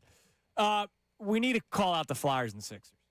What they do. We don't want to call them out. It's what they haven't done. What they haven't done. So I understand that there's always the race to have the best food product, right? Like, oh, look at the Kyle Schwarber, whatever they have, the donut smoothie milkshake thing. Yes. Like, I get it. All the teams Here's the giant Schwarber, the Schwarber sandwich. There's always the race. Right. Now that's mainly a baseball thing. Football, like you go to an Eagles game, like don't even bother getting the food there. Like they got the fries, they got the Italian sausages, they got the cheesesteaks. Go eat in the parking lot. Yes. There is a new race for the best drinking cup in sports. Hockey's going crazy. Hockey's going nuts. In case you guys didn't see it, the Hurricanes, and we saw it a couple of times whenever they showed the bench, there was a guy behind the Flyers bench drinking out of the skate. Hockey skate. They made a cup, out of a hockey skate. It was the Souvenir Cup, and it was awesome. I did not know that other teams have jumped in on this. John? It's the skate mug. It's the skate mug in Carolina. They have the Tusk mug in the Utah Mammoth. I mean, that's all. It's a Tusk. Yeah, you it's got a the beer Tusk. saber in Buffalo. The saber. They get the beer saber. I was It's a showing sword. Andrew that. Like, that's awesome, It's man. a sword that you've got that you can have that. And so they've got these gimmicks going on all around sports. Have you seen the Detroit Pistons, Connor? I have not. The Pistons have the beer or the beverage sneaker. That's awesome. Oh, that's cool. And it's a high top Detroit Pistons sneaker. And respectfully See-through. to every player that's ever played in Philadelphia, because I still have a lot of the old, like I have a cup that I drink water out of every once in a while that has Jason Peters and Darren Sproles on it. They've been gone for a long time, man. I would rather have the better shelf life is the Tusk. Yes. Better shelf life is the sneaker cup. And how much fun would like a Cooper or I love whoever, it. when you bring it home the next day, he's playing with the Tusk. He said that. Yeah, how come we don't have one? You fill it up. Okay, how come we don't have one? Yeah, the Sixers and Flyers need to What step should up. we have? The Sixers, Liberty it's Bell. easy. The Sixers, it's easy. They should have the bell. Yeah, Liberty Bell. The beer bell. It's perfect. The beer bell. It's perfect. You have it. It's simple. It could even slide on the. You have a beer bell for that. For the Flyers, I don't know. Whether it's the gritty. Well, so what's the thing? It starts with a G. It's one of the drinking terms. Well, then it's got to be gritty. The gritty this. What is it? Like, what do you get at breweries? It's the. I know what you're talking about. It's the grinder, not the grind. I forget what it is. Yeah, I can't. Like you can get it filled up. And you keep getting Yeah, it you filled keep bringing it up. What the hell is that called? Is it the grueler? Is that what it's Growler. called? Okay, we get a gritty growler. Gritty growler. And It's it's a a song between the three of us. Come on, Jonesy. What have you been doing, Jonesy? Yeah, these teams need to step up. We do a gritty growler. You Yes. sell it for like $29. You know what I mean? No, They're gonna make. They're it's gonna 23. It's 23 for the hockey skate. Okay. Filled with a beer. If you buy it just the thing, it's 14 if you just buy the. You can buy it just without the. Oh, really? beverage. You can buy just the cup. $14.99. You can buy it just without it. But why are you doing that without the beer? You do a gritty growler. Look, I'm do not a Sixers bell. Look, I'm not calling out Keith Jones, but I mean, look, Jonesy. Look, you're the hay's in the barn. Your team's made. Yeah, we need you and Danny could have been huddled up on this. We need to add to the experience. And look, Elton Brand. Are you kidding me? Come on, Elton. Not doing anything else. You and Daryl. The players have been picked for a while now. You guys could have come up with this. I don't even know what Elton's doing. So Elton should just be in these meetings at this point. I mean, come on. Respectfully, I love you. This should have been done. EB. Forget Elton Brand. We already did it for you. Branding? The Come on gritty, now. the gritty growler. Yeah. Should have been done. It has like the Bavarian cap on it. Yeah. And then the for the sort of bell. Sixers bell. You know. Come on. Yeah, you could do like the lightsaber for Darth Fladar. Yeah. There's a lot of options. Yeah, but that's a No, one we day. can't do the thing. same. That's a one day giveaway. No, you Can't need do a something that you saver. can buy anytime. Right. You know what I mean? Come on. They need to step it up. Get a on little it, bit. boys. All right, coming up next, we have Sixers-Knicks game 2. I want to start looking at some of the props for tonight because I've told you 100 times. Tyrese Maxey's over 24.5 has to hit. Doing it. It has to. Let's look at some other props next. It's Kincade Salciunas here on The Fanatic. Now on 97.5 The Fanatic Sports Update. Sixers looking to bounce back. I'm Connor Thomas, and the Sixers need a bounce-back performance in Game 2 after they were blown out in Game 1 at the Garden against the Knicks. They have Game 2 of that series tonight at 7 p.m. You can hear it live right here on The Fanatic. And part of that bounce-back might just be being better rested than they were for Game 1. Nick Nurse talked after about them seeming a step slow defensively. I just feel like we were full step slow tonight. Defensively, we just seemed like we were chasing everything, didn't guard the ball well enough, didn't contest shooters well enough. I mean, they were obviously picking us apart, just moving a lot better than we were. So we'll see if the Sixers can steal a game in the Garden tonight with some better defense and some better, really, everything after Game 1. The Phillies, they don't need better anything right now. They've won for the 7th time in the last 8 games last night, taking down the A's 9-1. Christopher Sanchez threw 8 shutout innings, struck out 10. Bryce Harper, 2 home runs at the plate. Everything's going for the Fightins right now. They have Game 2 at 6:40 tonight. Zach Wheeler faces Jeffrey Springs. The Flyers are off again tonight. They've got the second of their 2 straight nights off as the series shifts back to Philadelphia, the one they have with the Hurricanes. They're down 2-0 in that series, so as it comes back, they'll have to find something to try and make it a series. Game 3 is tomorrow night at 8 p.m. You'll also be able to hear that live right here on The Fanatic. I'm Connor Thomas for the home of the Sixers, Flyers, and Union, 97.5 The Fanatic and the Fanatic app.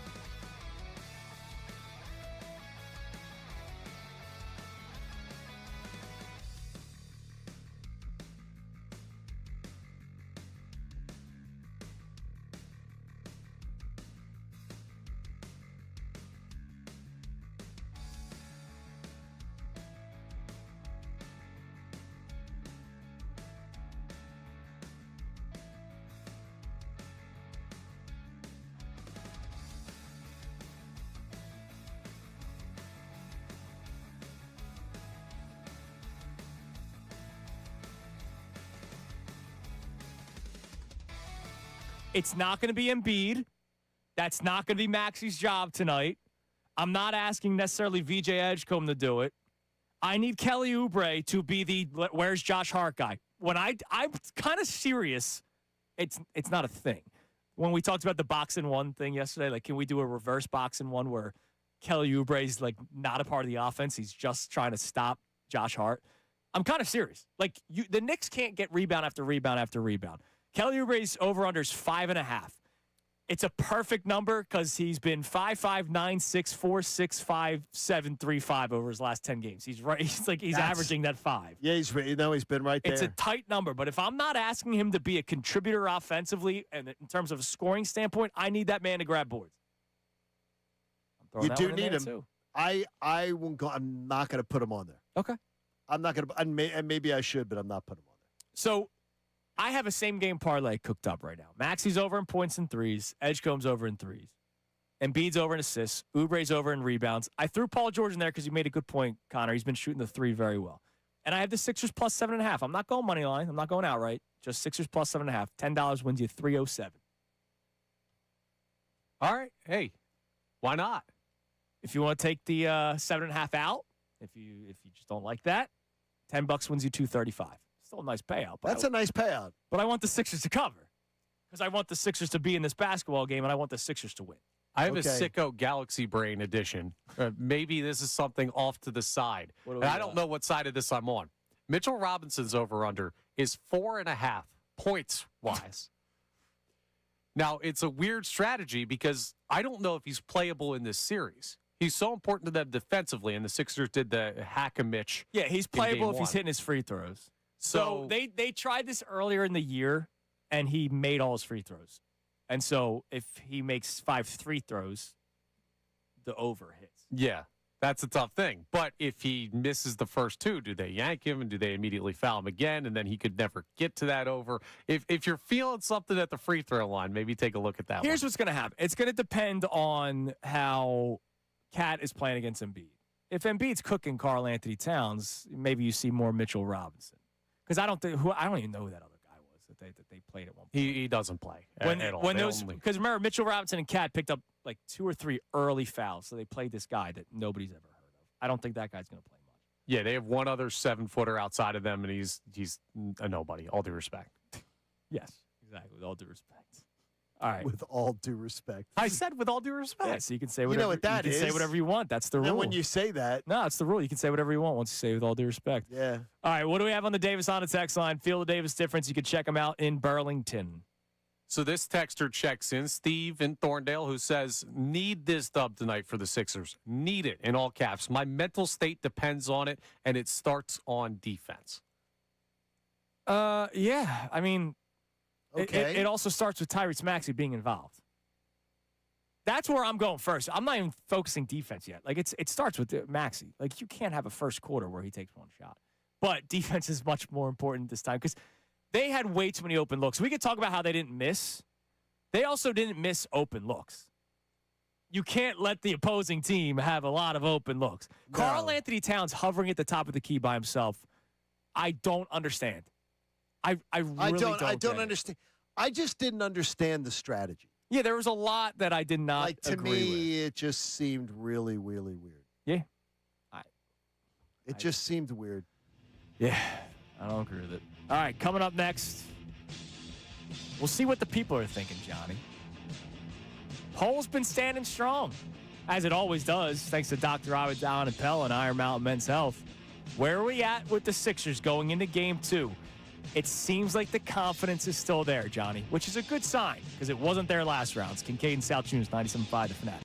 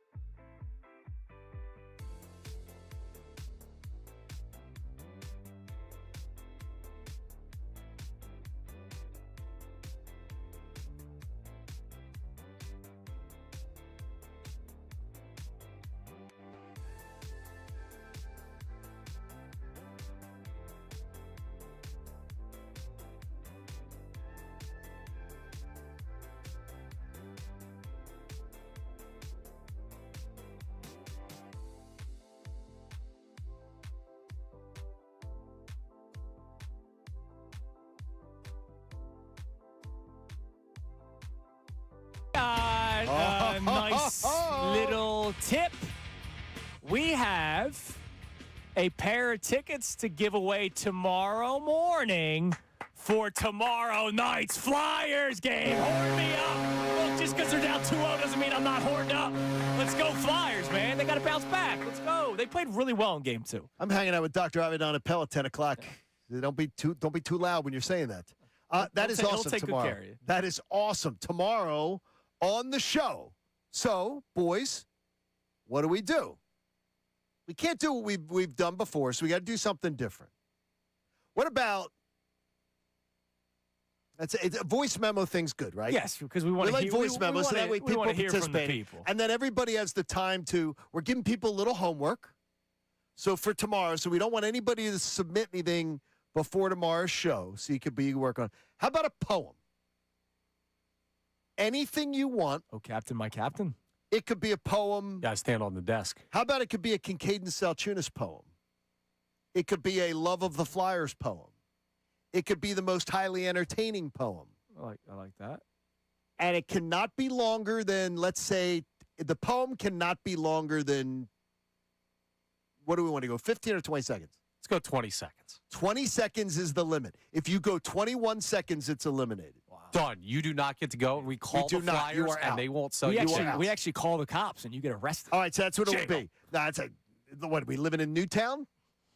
Come on now. No, but actually 20 seconds or under is the only way to qualify. 20 seconds or under is the only way to qualify. So start thinking of them. Write a poem. Now, the poem can be, it's a creative poem contest. Now, obviously, it's a Flyers game 3 where we're trying to get fired up for the Flyers. But if you incorporate some of the knowledge of the Kincade and Salciunas show. Extra credit if it's a love poem from Connor Thomas to Otto Kemp. It's got nothing to do with the now Flyers. Somebody could, but no. But it's the show. It's the show. So someone can get creative if they incorporate elements of the show into a Flyers. I want to go to the game type of thing. I think it would be funny. Oh, Magic Mattingly. There's so many things you can do. You have homework tonight, but do not submit them till tomorrow morning at 6 a.m. Yeah, of course. Yeah, voice memos once the show starts. Voice memos tomorrow. So pair of Flyers tickets. Pair of Flyers tickets up for grabs tomorrow morning. And remember, Ant Sanfilippo joined us yesterday. He believes Tippett will be back. So that's excellent. That's good, man. That's good. All right. By the way, you guys pouring one out for Kim Kardashian. She's deciding she's going to take a break from her law degree that she's going after. How long is that law degree taking? Just popped on my timeline. She's taking a step aside. How long is it taking? It's like JFK Jr., God rest his soul. Would it take like 4 times to pass the bar? I mean, how long does it take? She's not going to try again until 2027. She's doing a lockout year. So she's like, seriously. Kim K, guys. She will not be able to save you in case you get into trouble. Okay, real quick. She'll get there eventually. What do you think about now? And I know nobody will be listening that has this, that is listening to this. What do you think about the college kid that graduates college this year that says, I'm going to take a gap year before I go work for a living? Hell yeah. And mom and dad are paying for it. If mom and dad are paying for it, take it. What are mom and dad doing? I don't know what mom and dad are doing. No, what are mom and dad doing? But if I'm a 22-year-old kid, hell yeah, I'm taking that. Yeah, man, that's some of the best what time are of mom and someone's dad life. doing? I don't know. Giving their kid the experience of a lifetime. What's the experience of a lifetime? Whatever the kid wants. Europe, I don't know. If they got the money, God bless. That's awesome. Sorry, Coop, you're not getting that. Exactly. No, but I mean, like, but what are you actually giving you? What did you do at 22 that was so important? We're all idiots. And you're going to be probably for the next decade if you're like us. I was producing. I was doing some big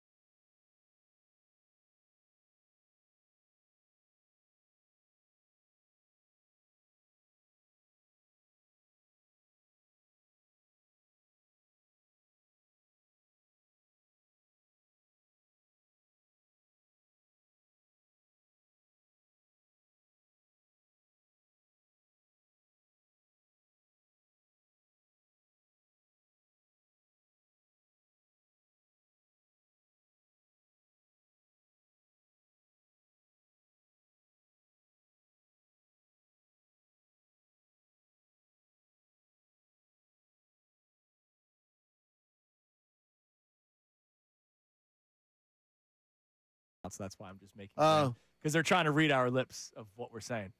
John Kincade said, bet your house on the Sixers. No, I did not. He said take the Sixers minus 15.5. Gosh, Connor, I wish you know what's funny is I wish I had your confidence tonight. I don't. I did bet the points, but I don't have your confidence there.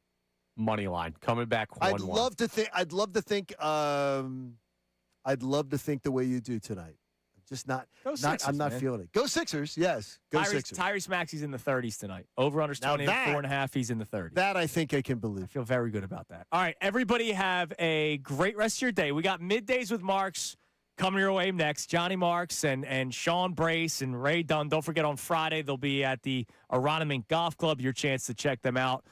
There, John Kincade will be perusing around. Oh, I'm definitely going to buy some because it's not in Newtown. So that's right. That's right. But that's not until Friday. Be great. All right, we got tickets tomorrow. Have your Flyers tickets ready. tomorrow. So tomorrow's going to be hopefully a very fun day because we will have the Flyers tickets to give away.